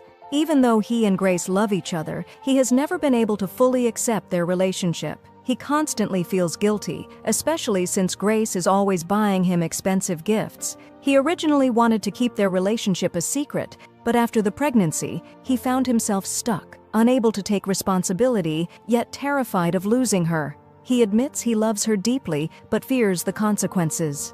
Just then, Grace arrives, tears streaming down her face. Jay watches as she cries, understanding her pain. She realizes Grace has been hurt by the person she loves.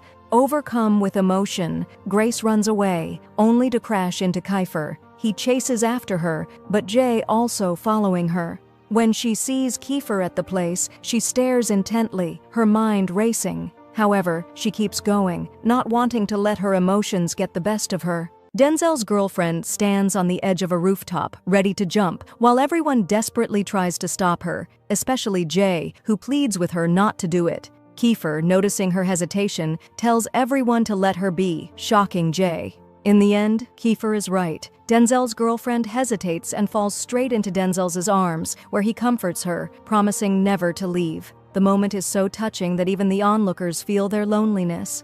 The next day at school, Yuri notices Jay looking troubled. Meanwhile, Felix is frustrated. His brother got into serious trouble because of Denzel, and he feels overlooked. Later, Jay finds him playing basketball in his secret spot, but when she cheers for him, he snaps, tired of everyone meddling. He later apologizes, admitting that he's just overwhelmed. Jay asks him to join the festival's basketball event, but he refuses because of his rivalry with Denzel. Tensions between Denzel and Felix worry the group, especially Yuri, who grows jealous of how close Jay and Felix are. Later, Jay stumbles upon Cien and a friend at a mechanic shop where they joke about her and Cien joining a festival costume contest. Their fun is cut short when a gang suddenly kidnaps Jay, revealing Ram as the mastermind. Ram sends a video taunting the group, allowing only 4 of them to come to her rescue. Yuri, enraged, smashes a chair, while Kiefer tells him to save his energy for the fight. Kiefer, Cien, David, and Yuri head to the hideout. While waiting, Yuri questions Kiefer about Jay, implying he has feelings for her.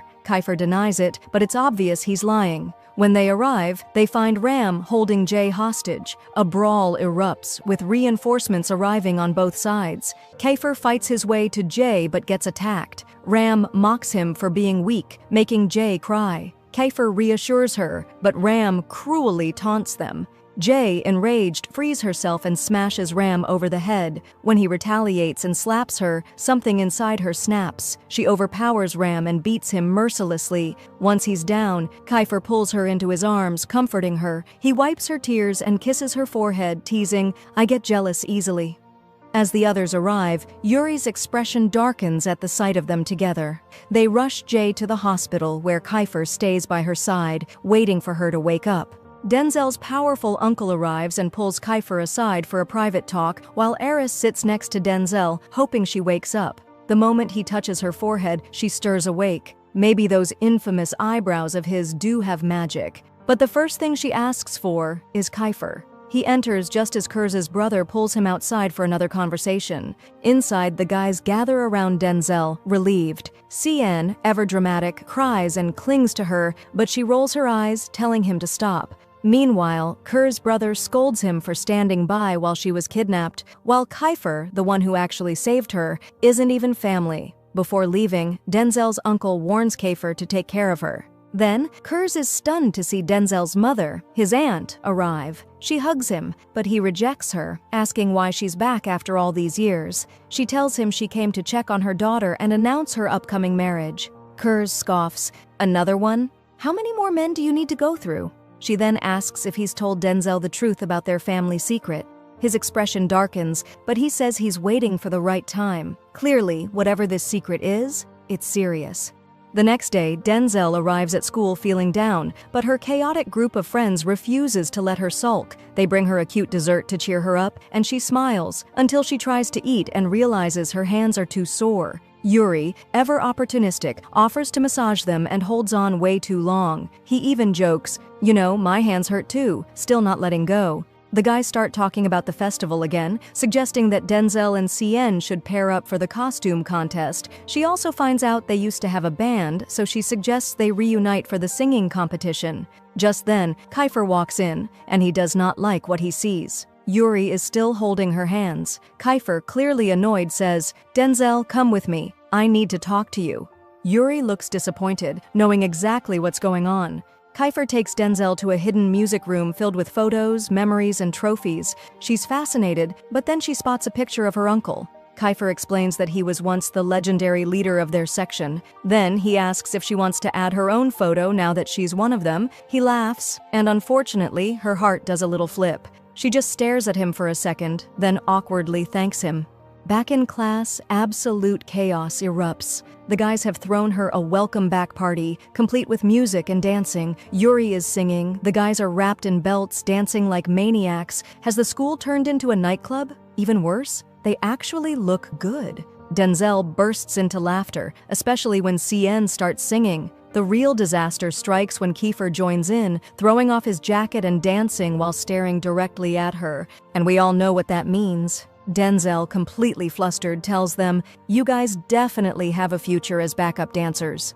The group then divides festival tasks, singing, cleaning, and dancing. Jay wonders how CN will compete in both the dance and costume contests, but the guys assure her it'll be fine. Then, they start pushing Yuri to enter the singing contest since he has the best voice. He says he'll think about it. Later, they ask Denzel who she'll go home with, Yuri or Kiefer. Unwilling to pick either, she wisely decides to go alone. The next day, Denzel stops at a shop for ice cream when a man suddenly calls her name. He seems to know her, but she doesn't recognize him. He reveals that he was once married to her mother. He grabs her hand and apologizes for treating her badly when she was younger. He admits that after leaving her mother and starting a new family, guilt consumed him. The real problem? Denzel doesn't even remember him. Shaken, she pulls away and runs. Because this town is tiny, Yuri just happens to be driving by in his ridiculously expensive car. He pulls over and hugs her, trying to calm her down. She confesses that there are things about her past she doesn't remember. Yuri tells her that forgetting painful memories can be a blessing. She pulls away to wipe her tears, and then notices the tissue she's holding. It's the same one Kiefer gave her when she was kidnapped. Despite everything she's been through, that moment remains fresh in her mind. Deep down, she knows why. It's because of him. As she's lost in thought, she glances up and sees Yuri's fiery red hair. "Girl, what are you doing? You're ignoring the blessing in front of you?" It looks like in the upcoming episodes, Denzel will drift closer to Kiefer and further from Yuri. Jay is full of excitement at the festival, cheering louder than anyone. She enjoys her time until David and Calix show up to tease her, trying to take her food. She scolds them, reminding them they're rich enough to buy their own. Soon, they both leave, making Jay realize she's alone, feeling like a typical single person. To lift her mood, she buys ice cream and eyes a game she wants to play. Meanwhile, Kiefer films her, annoying her at first, but then he notices she wants a teddy bear prize. He tries to win it for her, but embarrassingly fails. To make it up to her, he promises to win the upcoming music competition just for her. That night, Jay and Kiefer share a security shift. She hums her favorite song, but when he asks about her mother, her mood shifts. She doesn't want to talk about her. Kiefer, on the other hand, expresses the opposite sentiment. Suddenly, a classmate stumbles toward them, acting strangely. They approach him, but notice a creepy doll nearby, which sends them both screaming. Even Kiefer, who tries to act fearless, bolts in terror. The next day, their school competes in a basketball match against a rival team. Their team struggles at first, but Jay, sitting between Yuri and Kiefer, jokes about being lucky to be surrounded by handsome guys. When a foul is finally called, their team gets a chance to turn the game around. Jay notices Felix, eager to play, and convinces the coach to put him in. He enters the game, and in the final seconds, he scores the winning shot. The team celebrates, hoisting him up, while Jay enjoys the moment with her lucky charms, Kiefer and Yuri. Later, in the dorm, the guys practice dancing for an upcoming performance, with CN visibly nervous. But the moment his crush, Rocky, arrives, he gathers his confidence and takes her out on a date. Jay watches, feeling the sting of being single again. Just then, her ex, Salim, approaches, asking for a favor, but she ignores him. Meanwhile, Felix thanks Jay for convincing the coach to let him play and invites her to a secret party hosted by the basketball captain. The next day, the dance competition kicks off. Their dorms team delivers an impressive performance, but the festival's host, a notorious bully, initially hypes them up because they're classmates. However, when she learns their team name is Jay's Warriors, she mocks them, embarrassing Jay. It turns out Kiefer and Zay chose the name. Jay is speechless, but with their team already on stage, she has no choice but to accept it. To everyone's surprise, the performance is a hit. The audience cheers, but the bully refuses to acknowledge their success. Still, their flawless execution leaves no doubt that they were among the best performers.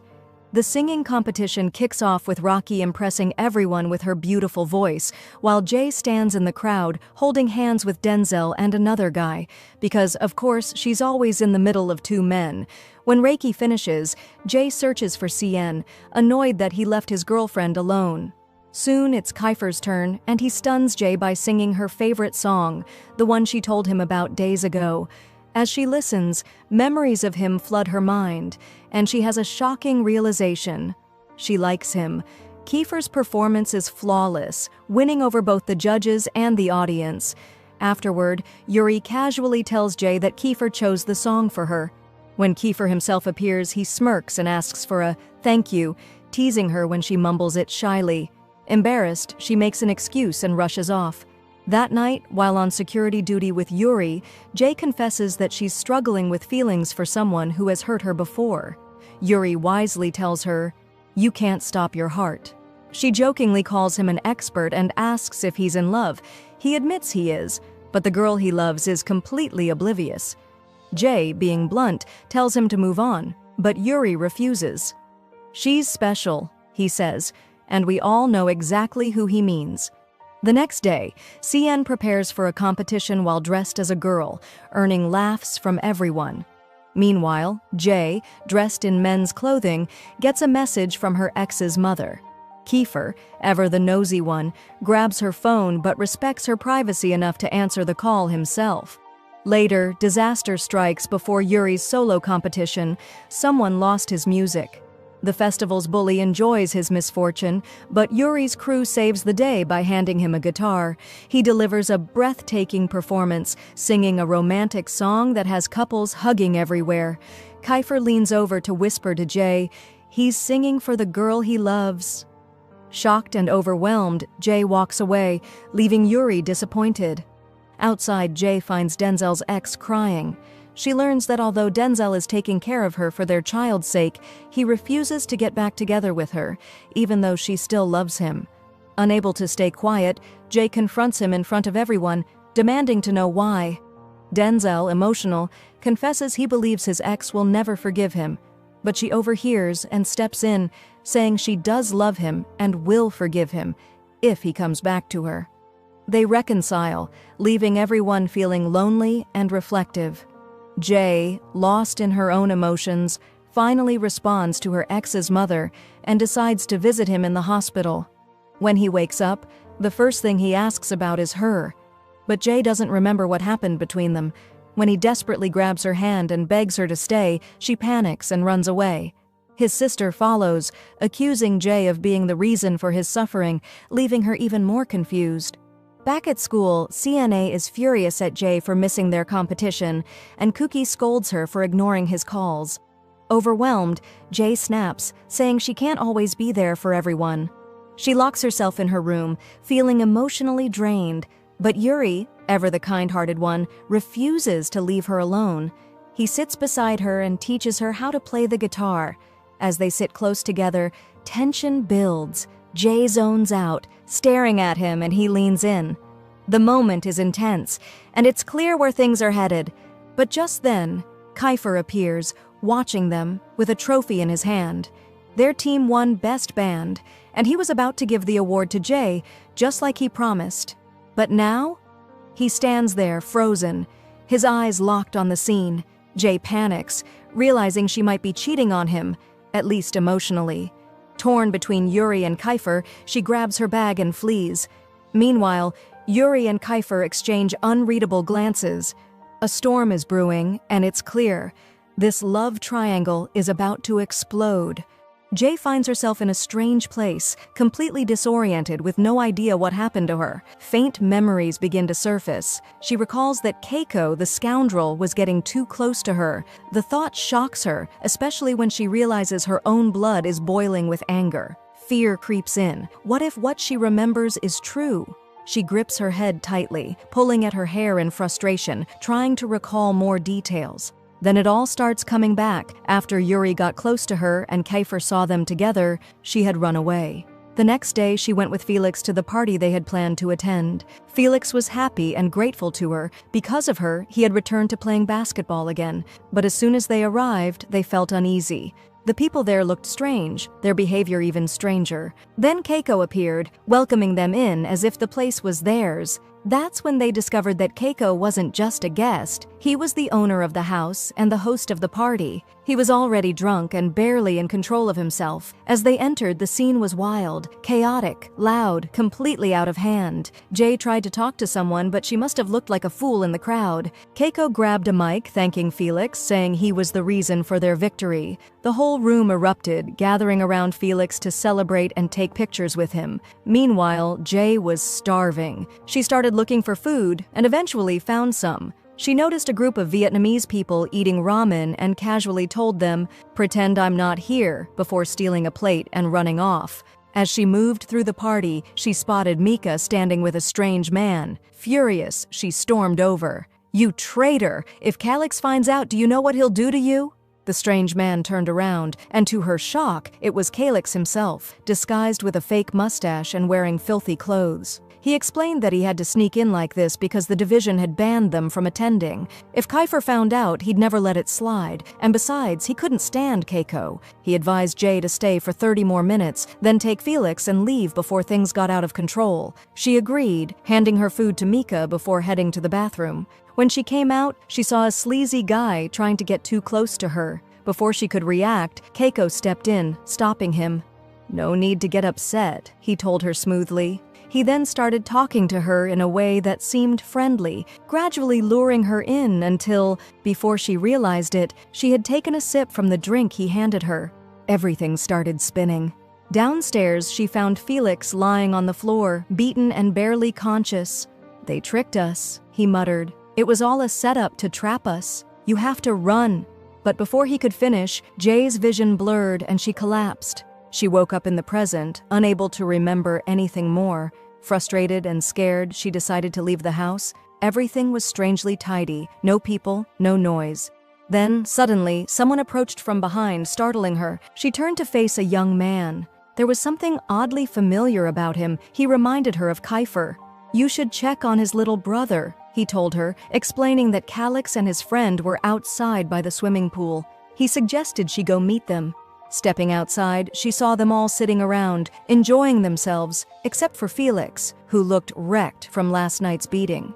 Jay ran to check on him, and he told her that the group had actually saved them. Behind her, Yuri and Kiefer appeared. Kiefer, arms crossed, asked coldly, "Why did you go to that party last night?" "I don't remember," she admitted. "How did you even find us?" "Calix sent a message," he replied. "He couldn't find you, and he was worried. He has a soft heart, you know. So he gathered his men and came for them." Jay's anger flared. "All right, which one of you bastards changed my clothes?" she demanded. "And did you look at me?" Kiefer smirked. "Relax, we didn't see anything special." He refused to explain further, clearly amused by her flustered reaction.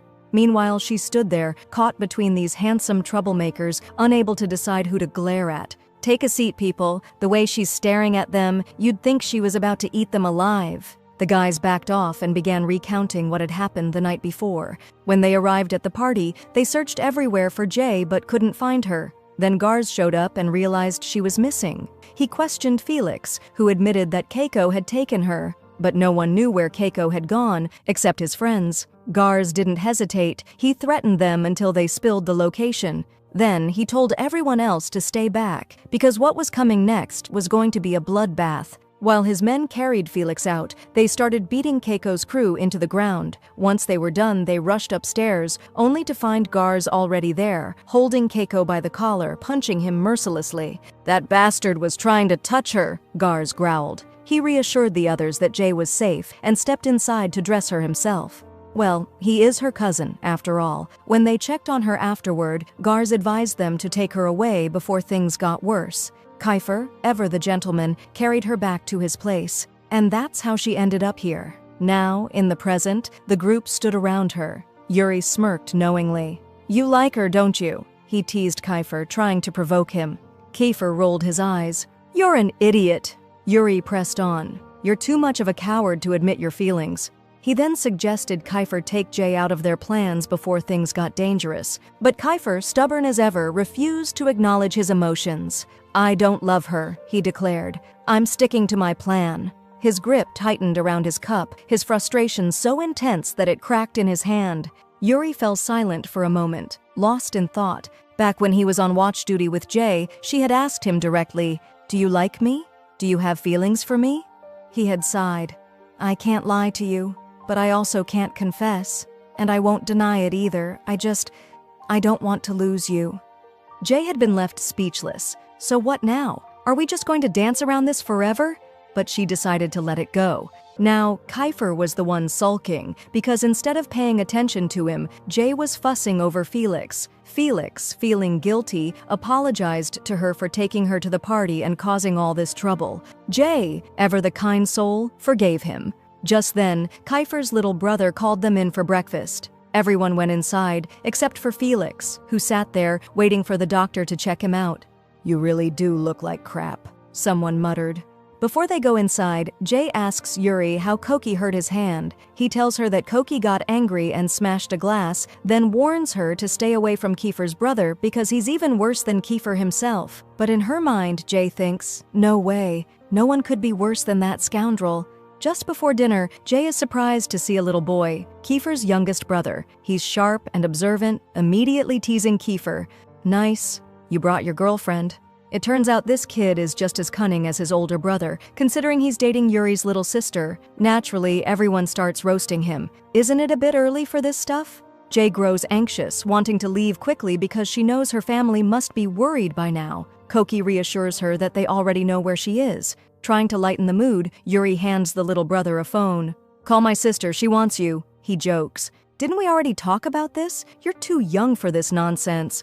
Then he turns to the others. "You guys are the real problem here, helping them out like this, you scoundrels." The next day at school, it's the last class of the term before vacation, and the school is giving them a send-off. Of course, the students, especially Jay, are celebrating. She asks Sei if he actually managed to ace the exam, and he replies indifferently, "What do I care if I did or not?" Jay calls him a failure and insists there's no way he could have gotten a perfect score, so they make a deal. If he did ace it, she has to take him out for dinner, on her dime. Sei refuses, so Jay raises the stakes. "Fine, I'll dye my hair." He reminds her that dyed hair is against school rules. "Oh, really? Then how come Yuri gets away with it?" she fires back. But Sei reveals, that's his real hair. Jay is stunned. Then he makes another bet. "If I did ace the exam, you have to choose your favorite among us and kiss him in front of everyone." She agrees. That night, she attends a costume party for kids, and Sei, ever the child at heart, is having the time of his life playing with them. At some point, Jay spots a boy who looks just like Kiefer's little brother. Confused, she brushes it off until she turns around and sees the real one behind her. "What are you doing here?" he asks. Jay jokes around with him, but he coldly reminds her, "We're not that close." Then he snatches the candy from her hands, right as Koki enters. "Fill your pockets while you're at it. Didn't I teach you any better?" Koki taunts. The little brother shoots back, "You didn't raise me at all." Oh boy, family drama. Let's save this for home, Jay thinks. Eventually, Koki leaves and Sei returns, having stolen candy from a little girl. This, of course, leads to trouble when her father confronts them. But the situation takes a weird turn when the man starts hitting on Jay, asking her out. Koki steps in, snapping, "Show some respect. Can't you see I'm standing right here?" The man scoffs. "Why? Are you her dad or something?" Koki smirks. "Worse, I'm her husband." The guy is so stunned that he bolts, completely forgetting whatever he was mad about. Meanwhile, Jay clutches her chest. "Did I just hear that right?" Koki then informs her that Kiko got expelled from school for the trouble he caused. "I warned you to stay away from him," he adds. "And from now on, I'm your husband. You have to listen to me." Jay is dumbfounded. Husband from which dimension exactly? Koki offers to take her somewhere quieter, away from all the noise. Later, when they return, he asks her to wait while he gets her a drink. Suddenly, a sleazy guy tries to hit on her, but before he can get close, a striking man with piercing blue eyes steps in and pushes him away. When the man introduces himself, Jay is startled. They have the same last name. He smiles. "I know you must have a lot of questions, but save them for later." He takes her number before leaving. Koki returns, handing her the drink, and they sit together to watch the performances. One of the girls eyeing Koki makes Jay jealous, but she keeps her cool. No way am I letting it show. Meanwhile, Sei is off shamelessly flirting with other girls. Jay scoffs. If Reiki were here, she would have dragged him away by the collar. Irritated, she nudges Koki. "If you want to dance, go ahead. You seem to like the attention." Before he can respond, one of the girls pulls him onto the dance floor. Jay huffs, standing to the side like an awkward mess. She dances a little, but it's completely uncoordinated, more like a random flailing mess. Yet to Koki, it's the most entertaining thing in the world. He walks over, grinning. "You should dance with me instead." Just as they start getting into it, the music changes to a slow dance for couples. Koki leans in. "May I have this dance?" Jay hesitates, then nods. As they move, she places her hands on his shoulders. "Wow, I think I've loved him for a really, really long time." He rests his hand on her waist, pulling her close. The moment intensifies, and she loses herself in it, eventually leaning against his shoulder. Then, out of nowhere, Koki tilts her chin up and kisses her on the forehead, and at that moment Jay realizes, "I love him." Just as Koki starts leaning in closer, the screen fades to black. And to make things even worse, the next episode preview reminds us, oh right, Sei actually did ace the exam. Now he's going to hound Jay about their bet, to pick her favorite and kiss him in front of everyone. We see protagonists standing there, enjoying all the romance and butterflies, and from the look in their eyes, all the hopeless singles out there can definitely feel the sting. Then she heads home. And now begins the phase of silliness, or more accurately, the early crush awkwardness, where each one says a simple word and then gets shy about it. They even find excuses to stay standing together as long as possible. So when he tells her good night, she replies, "You too." And our guy starts swooning, then leans in even closer, and boom, he kisses her on the forehead. Now hold on. What do you think this is? This is a respectable summary from a respectable lady. After what happened, she starts feeling confused about her emotions. When Kafir leaves, Kars comes out and yells at her for coming home late. She tells him, "You're not my dad, don't talk to me like that." He lets it go and just tells her to come inside behind him.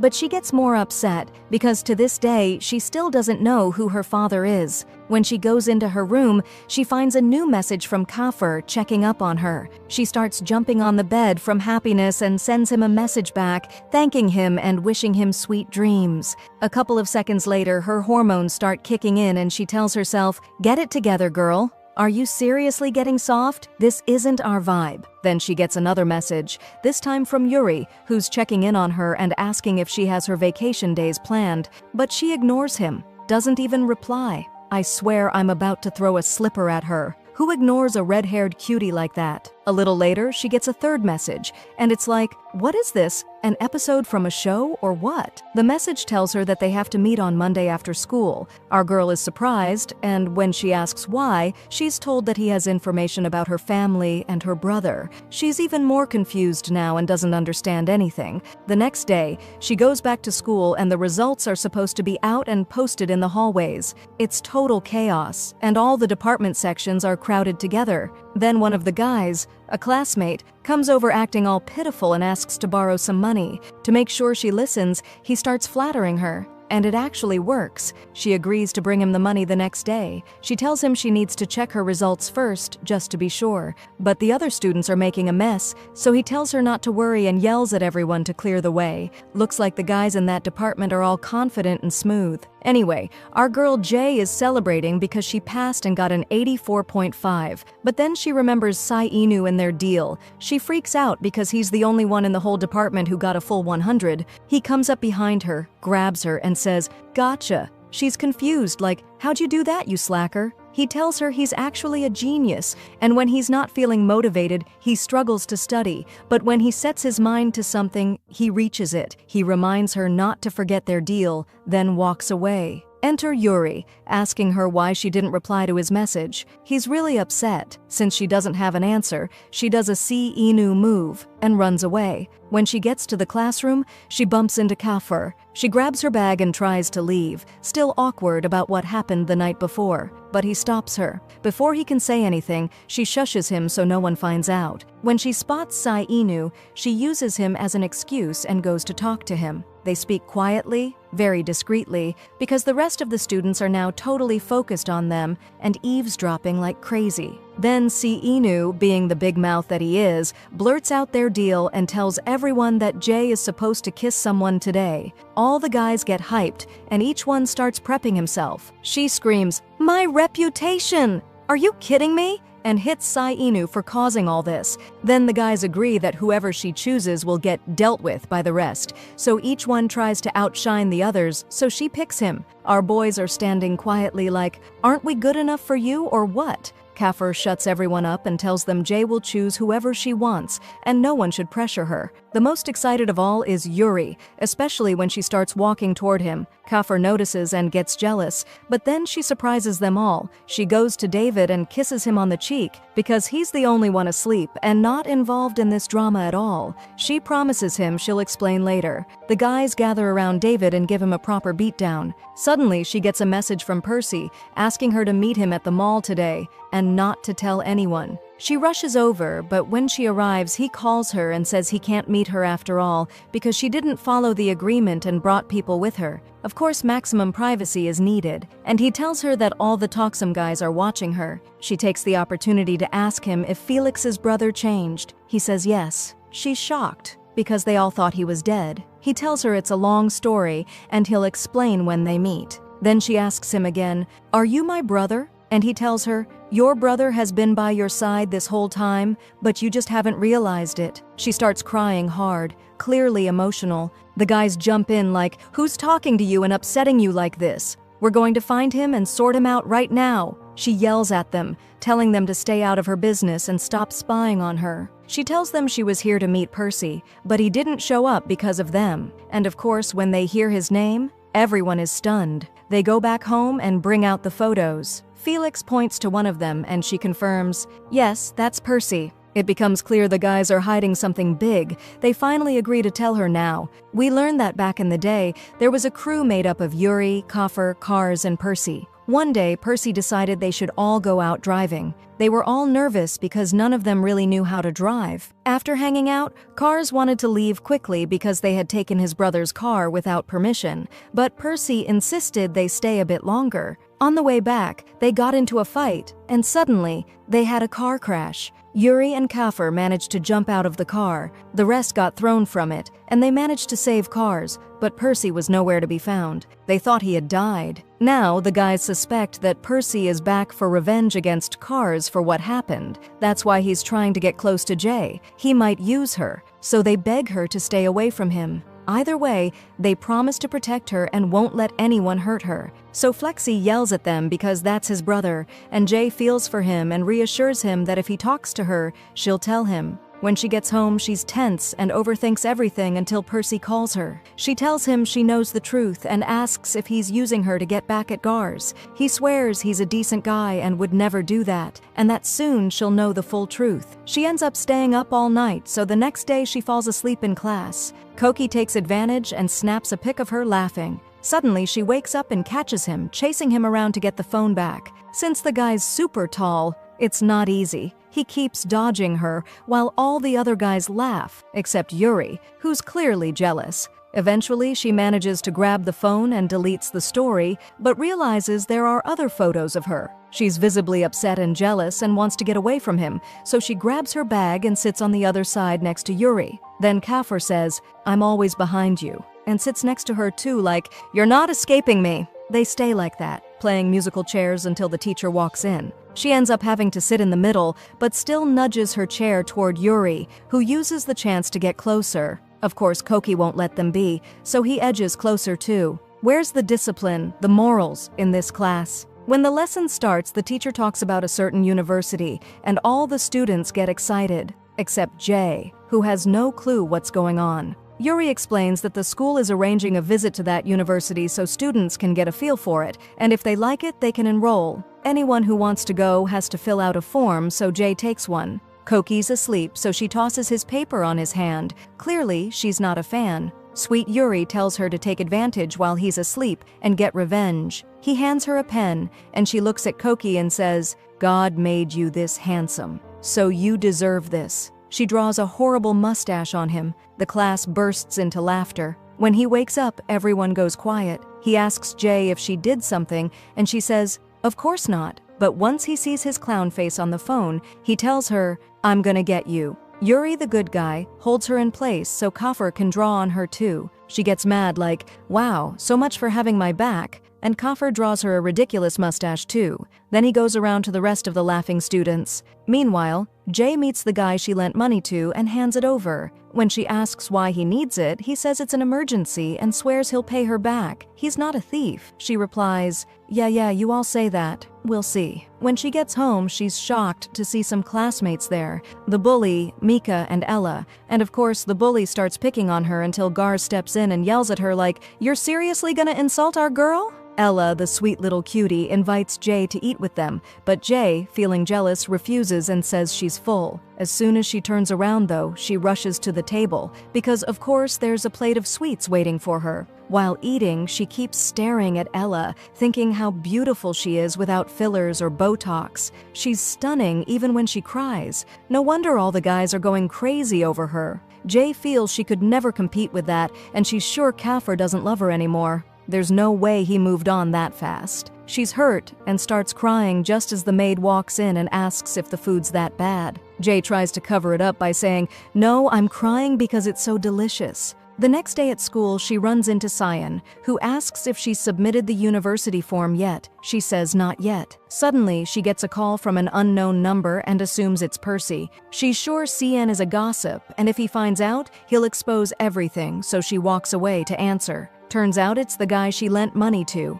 Again, he says he needs more money because he's in big trouble. When she asks for his address, he says, "Kingsland." Yuri happens to walk by, and when he hears that name, he freezes. The bigger shock comes when he learns Jay wants to go there alone. He stops her and insists on going instead, but she refuses and says, "Nope, I'm going with you." When they get there, the guard at the entrance recognizes Yuri. Clearly, this place holds some secrets. They hand over their phones and go inside, where they meet a guy in a weird outfit nicknamed the Tiger. Turns out he owns the place and is surprised to see Yuri after so long. He says, "Good thing you brought your girl so she can see what's up," and starts chatting with Jay. She's scared, holding tight onto Yuri's arm, refusing to let go. We learn that the place is for gambling, and those who lose and owe money have to fight in fast-paced battles. Yuri asks about his friend's debt so he can pay and leave, but the Tiger refuses and says, "You know the rules. If you want to take him, you have to fight in his place."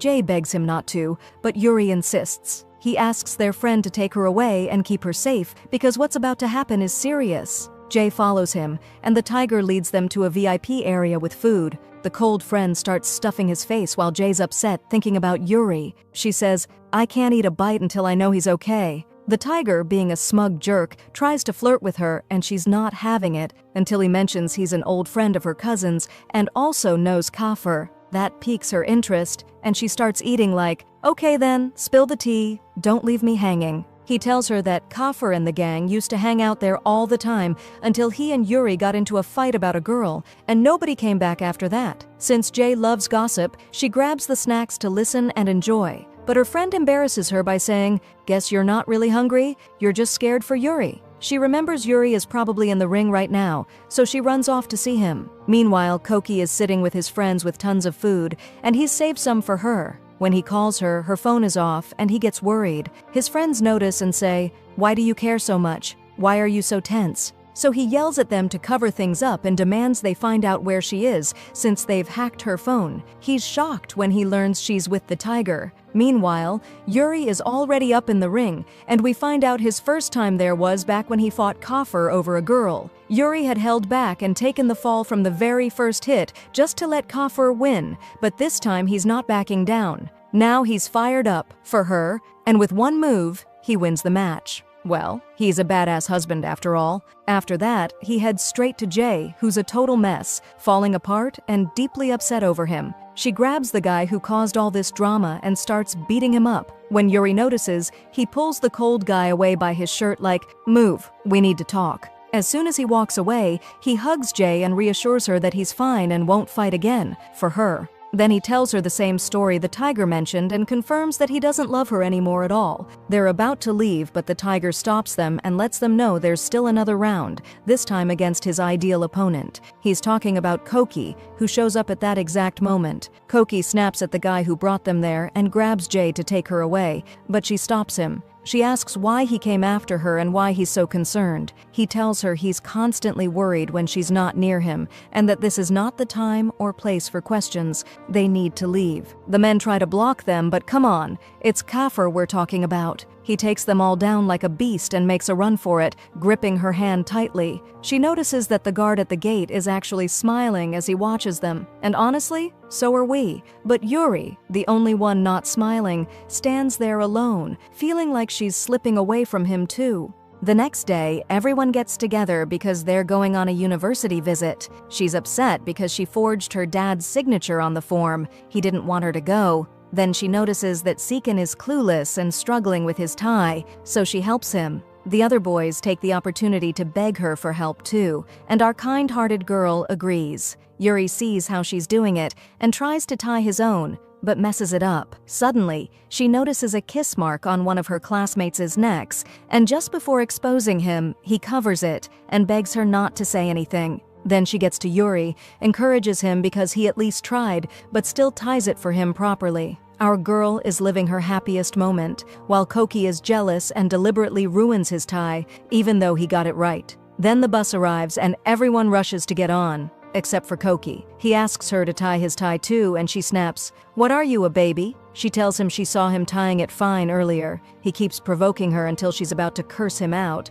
but holds her tongue at the last second, so she ends up helping him. Suddenly, she decides to express her feelings for him and ties the knot super tight. Then she pins his ID badge on him and walks off. He follows her, grinning. When Jay gets to the university, she notices a professor with the same surname as her family. She feels like she's seen him before but can't quite remember. She's upset, and the guys get worried. Yuri asks if Percy contacted her again and made her upset, but she denies it. Then Seekin leaves her and goes to sit next to Ruki, my sweetheart. Flexi comes and tells her he got a sports scholarship at this university and thanks her because she was the reason. She celebrates with him, hugs him, and even makes him sit next to her, until Koki comes and moves him aside to sit next to her himself. As always, she's stuck in the middle. I swear she's living the dream. Imagine Yuri on the right and Koki on the left. Peak fantasy. After the conference ends, they leave and Jay sees that same professor again. She's certain now that she knows him. She opens her phone and scrolls through photos until she realizes he's her father.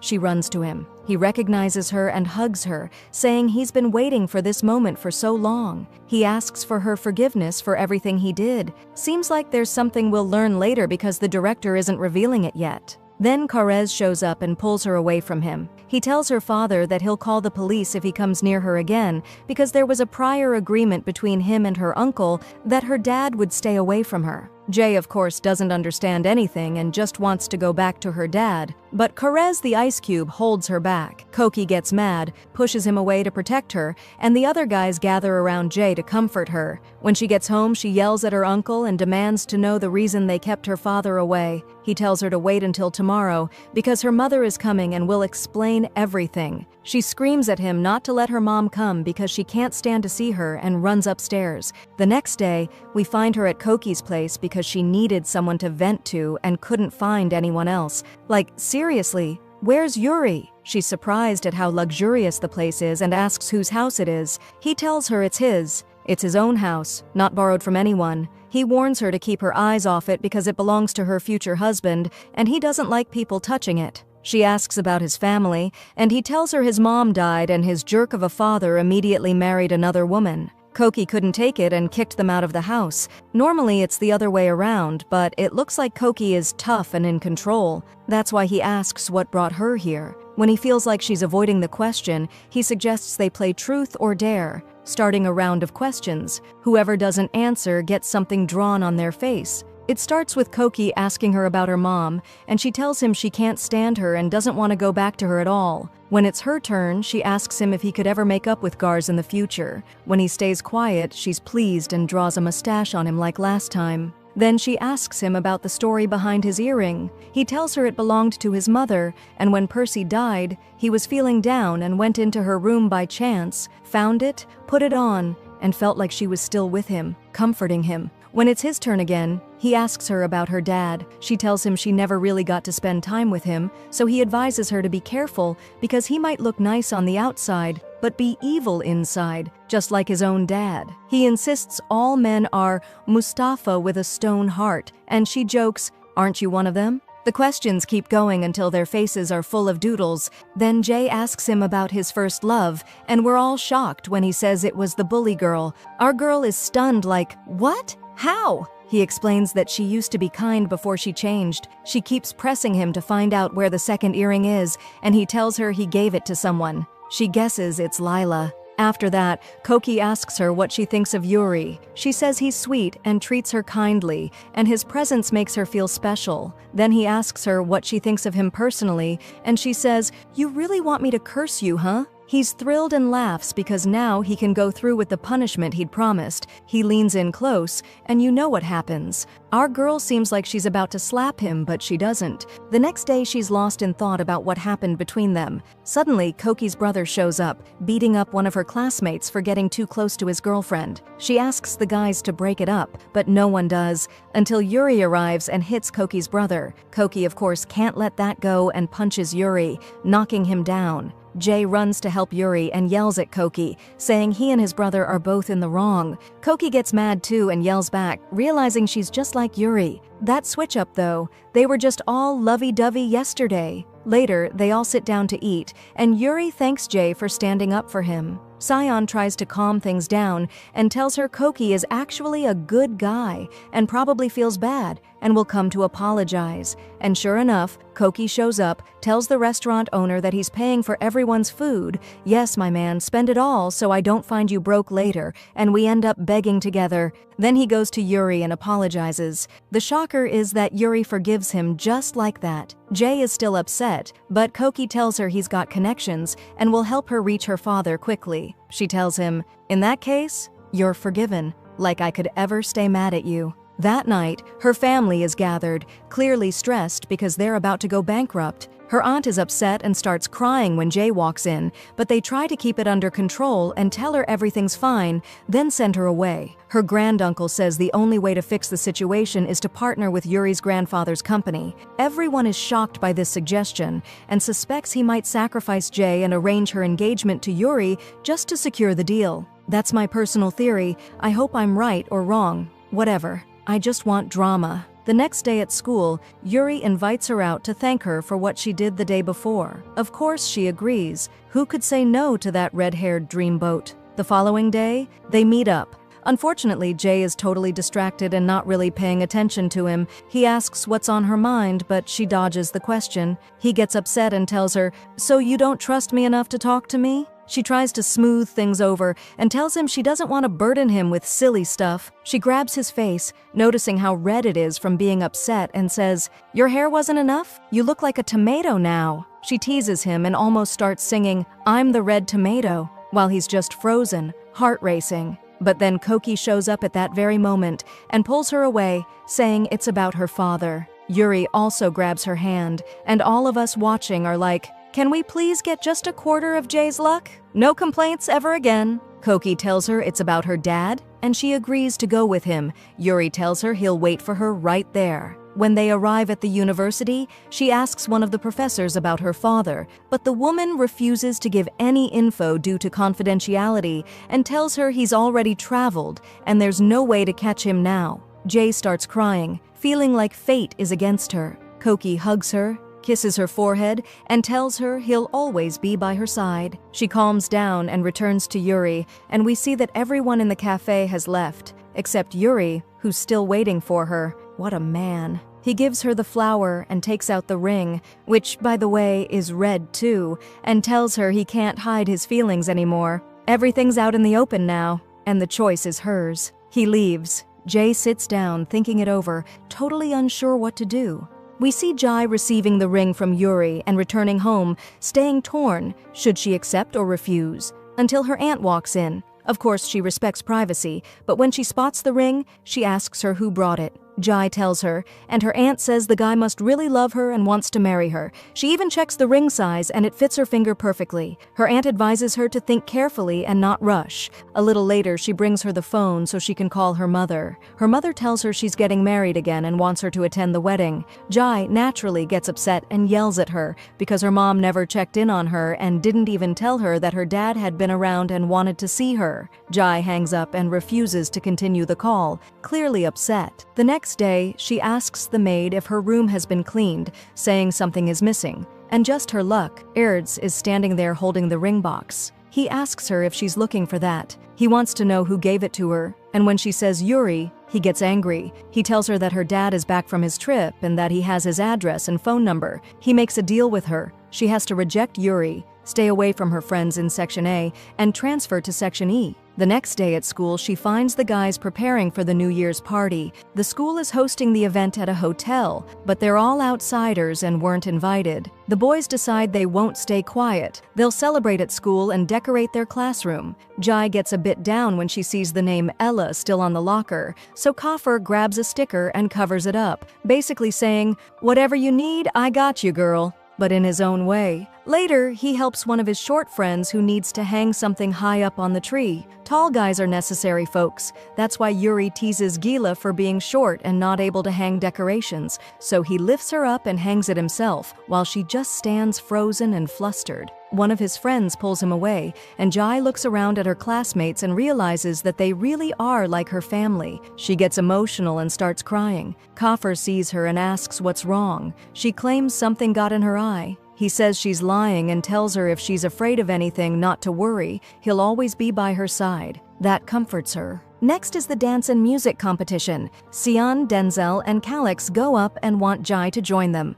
They take a break to eat, and Flex tells Jai that Yuri is sitting alone, upset. So she goes over and tries to cheer him up. She even invites him to eat with her, but he refuses. He's happy, though, when she says she liked the ring. They sit and joke around together until Kaffer walks in and sees them. He gets jealous and the smiles vanish. Then there's a whole drama over one big chicken that's gone missing. The guys are baffled. No one saw it or even got a whiff. Everyone starts blaming each other until Jai decides to check everyone's plates. She realizes no one has it. So she says, "Wait, where's Sheehan?" Turns out he's under the table, eating the chicken. He laughs and says, "Sorry guys, I was tempted by her delicious thighs." Jai tells him, "Don't worry, eat up, sweetheart. You're still growing." At that moment, someone from their group brings in an even bigger chicken, and they all get ready to eat. Later, David gives Jai a gift. It's a necklace with her initial. When she thanks him, he tells her he didn't buy it. He just found it outside, and it had her name on it. We then find out Percy was the one who got it and asked David to give it to her. For some reason we'll find out later. Then they play music and start dancing. Sian pulls Jai to dance with them, and they even start teaching her some moves. She begs Kaffer to come dance with her, but he refuses because he's enjoying just watching her. Then Yuri gets up to sing, and it's a romantic song. He keeps looking at Jai the whole time, which makes our guy Kaffer jealous. Jai notices and keeps glancing at Kaffer, which upsets Yuri. He's like, "I'm doing all this for you," and he refuses to finish the song. After that, the next round of competitions begins. The organizers ask the audience to bring specific items. The first person to bring them wins a prize. The first item is chocolate. Calix grabs Mika and says, "Here's my chocolate." And unfortunately, the cringe level is high, but they win. Sian and Jai just let them pass. Then they ask for sweets, and Kaffer carries Jai and runs with her, saying, "Here, sweet and sugary." Jai gets super embarrassed, and to make it worse, the prize he gives her is a packet of instant noodles. She yells at him,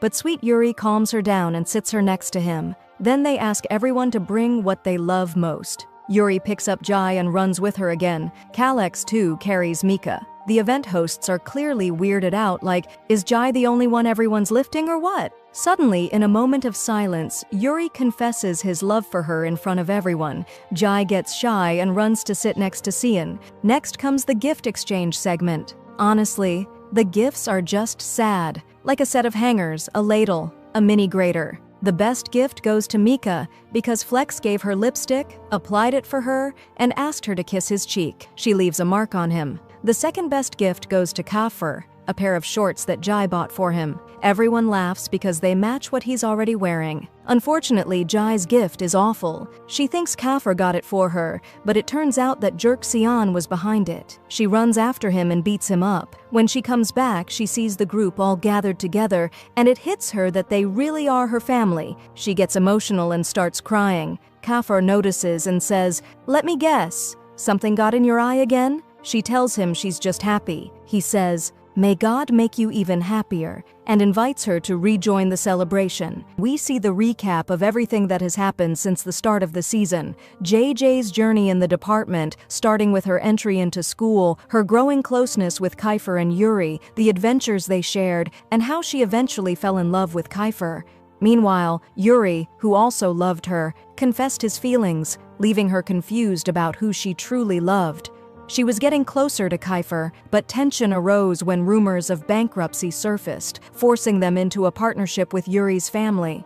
Things escalated when Yuri publicly confessed his love to her during a Christmas party, shocking everyone, especially Kiefer.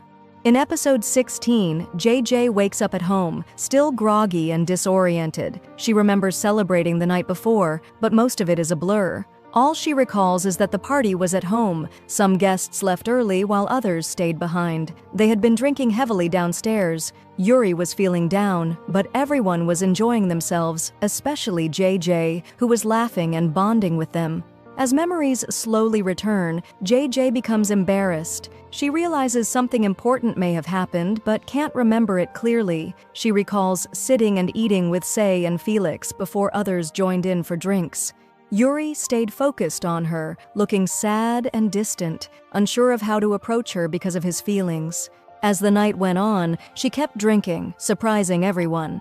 Though she initially refused to drink, the others encouraged her, and she eventually drank instead of Yuri. Even though she wasn't enjoying it, she wanted his attention. Yuri became more drawn to her, but JJ got increasingly drunk, barely able to walk. Eventually, everyone went to sleep after a wild night.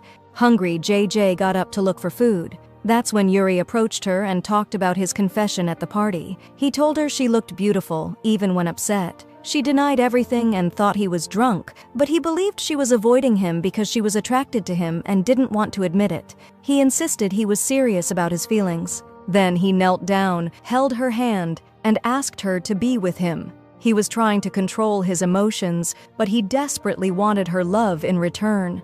This shocked JJ, and she instinctively pulled away. But he held her hand again and asked, seriously, this time, if she would marry him.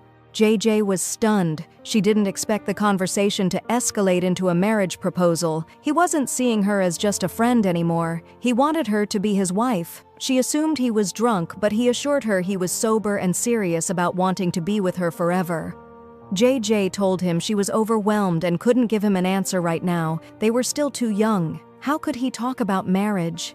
Yuri walked away, heartbroken. JJ stood in shock, replaying everything in her mind. She remembered seeing Yuri and Kiefer talking the night before, upset with one another. She wondered how that conversation might be connected to the proposal. Later, she went downstairs and found that her grandmother had come to visit. The family welcomed her warmly. Then Sakan arrived unexpectedly, and JJ was surprised but happy. He seemed kind and gentle. When someone suggested they were in a relationship, he denied it, but JJ quickly shut him up, especially since everyone, including Angelo, was watching closely.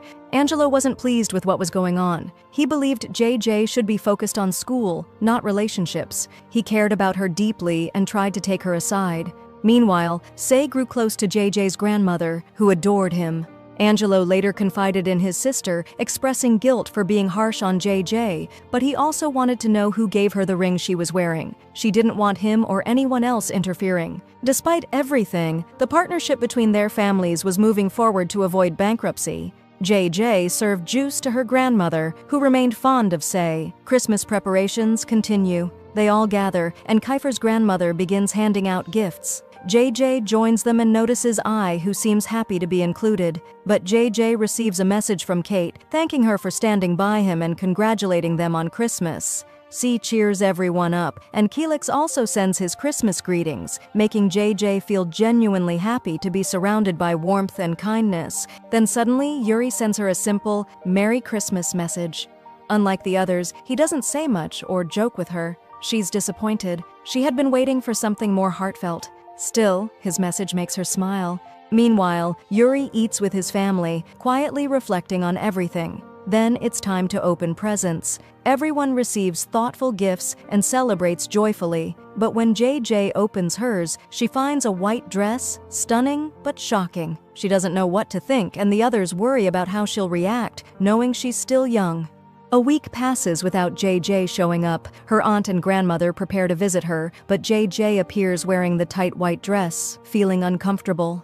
Angelo senses something's wrong and acts more nervous than usual. JJ doesn't understand why. As New Year's Eve begins, especially the celebration in Fendi, Yuri predicts she'll be there. The party begins, and everyone meets Yuri's family. JJ is introduced to them all and tries to enjoy herself. She sits down and finds Kiefer nearby. Recognizing him instantly, she lights up, until he speaks coldly, clearly affected by recent events. She goes to get a drink just as the party welcomes a singer to perform. The song is one that touches JJ's heart, reminding her of a moment Kiefer sang it to her. She realizes he understands her like no one else. She tells Yuri, then leaves, overwhelmed. Yuri follows her and proposes again, this time in front of everyone. JJ is shocked. He had just returned from Japan, and now he's asking her to dance. Their dance is graceful, yet the atmosphere is tense. Everyone is watching. Kiefer stands to the side, heartbroken. As JJ and Yuri continue dancing, emotions mix, joy and sadness. Kiefer knows he's losing her, again. Yuri drinks to drown his feelings, and JJ tries to pretend everything is fine.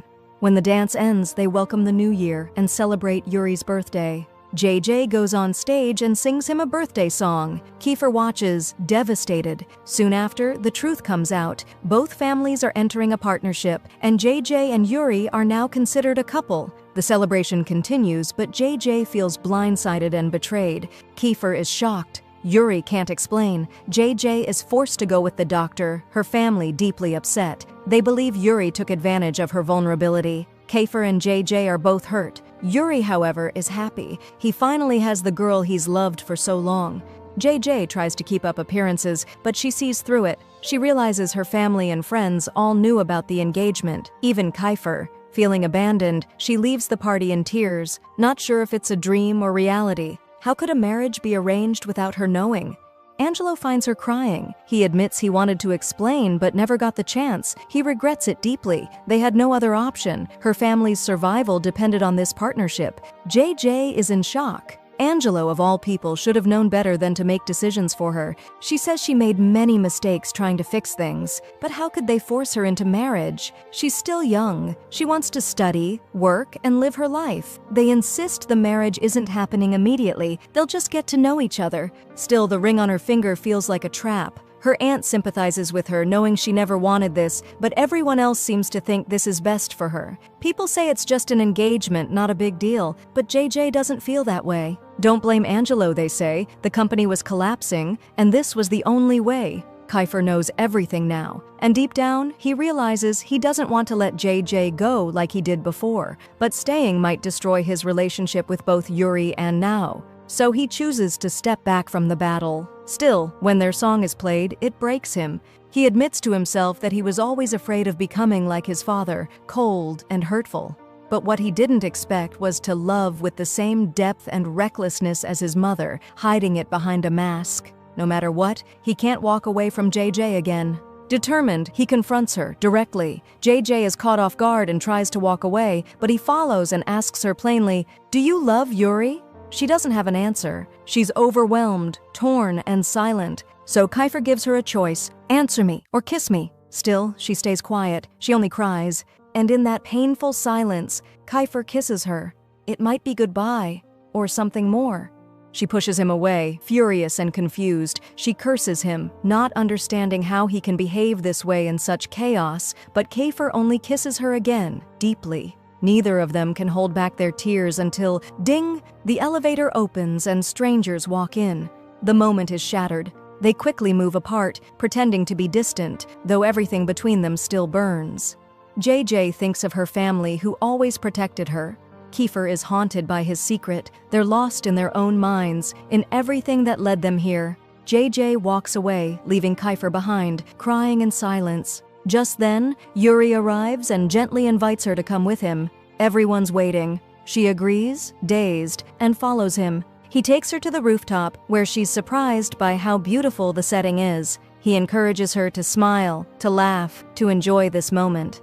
They walk together, and she's introduced to the Hanichi family because she agreed to Yuri's proposal. They toast with drinks, smiling, but inside, JJ is uneasy. She excuses herself to go to the bathroom, but Kiefer intercepts her. He pulls her aside again. JJ is confused. Why is he doing this now? Kiefer, too, is lost. He insists he's no longer trying to control her, but confesses he's terrified that she'll marry someone else when she still has feelings for him. He sees it in her eyes. She's scared of marriage because her heart belongs to someone else. Kiefer lays it all out. I love you, and I'm not hiding it anymore. JJ is stunned. The fireworks show begins, but Kiefer has one more confession, something he's held in for too long. She looks into his eyes, then suddenly pulls him into a kiss, right in the middle of the bursting sky. Kiefer is overwhelmed. He kisses her back, harder, deeper. Their love burns brighter than it ever has. They're completely wrapped in each other. But then their families arrive. Amori notices her son looking heartbroken, alone, waiting for someone who might never return. Meanwhile, JJ stays in Kiefer's arms, and they cry together, this time from happiness. Even without Yuri, even without explanations, JJ knows where her heart truly belongs. And Kiefer, he doesn't stop her. He doesn't hold back. They stay together through the night as the celebrations unfold, while Yuri, in silence, watches his dreams fall apart. This is how Season 1 ends. Will JJ stay with Kiefer? Or will she choose Yuri and the expectations of her family? So don't forget to subscribe and hit that bell icon. You won't want to miss what happens next.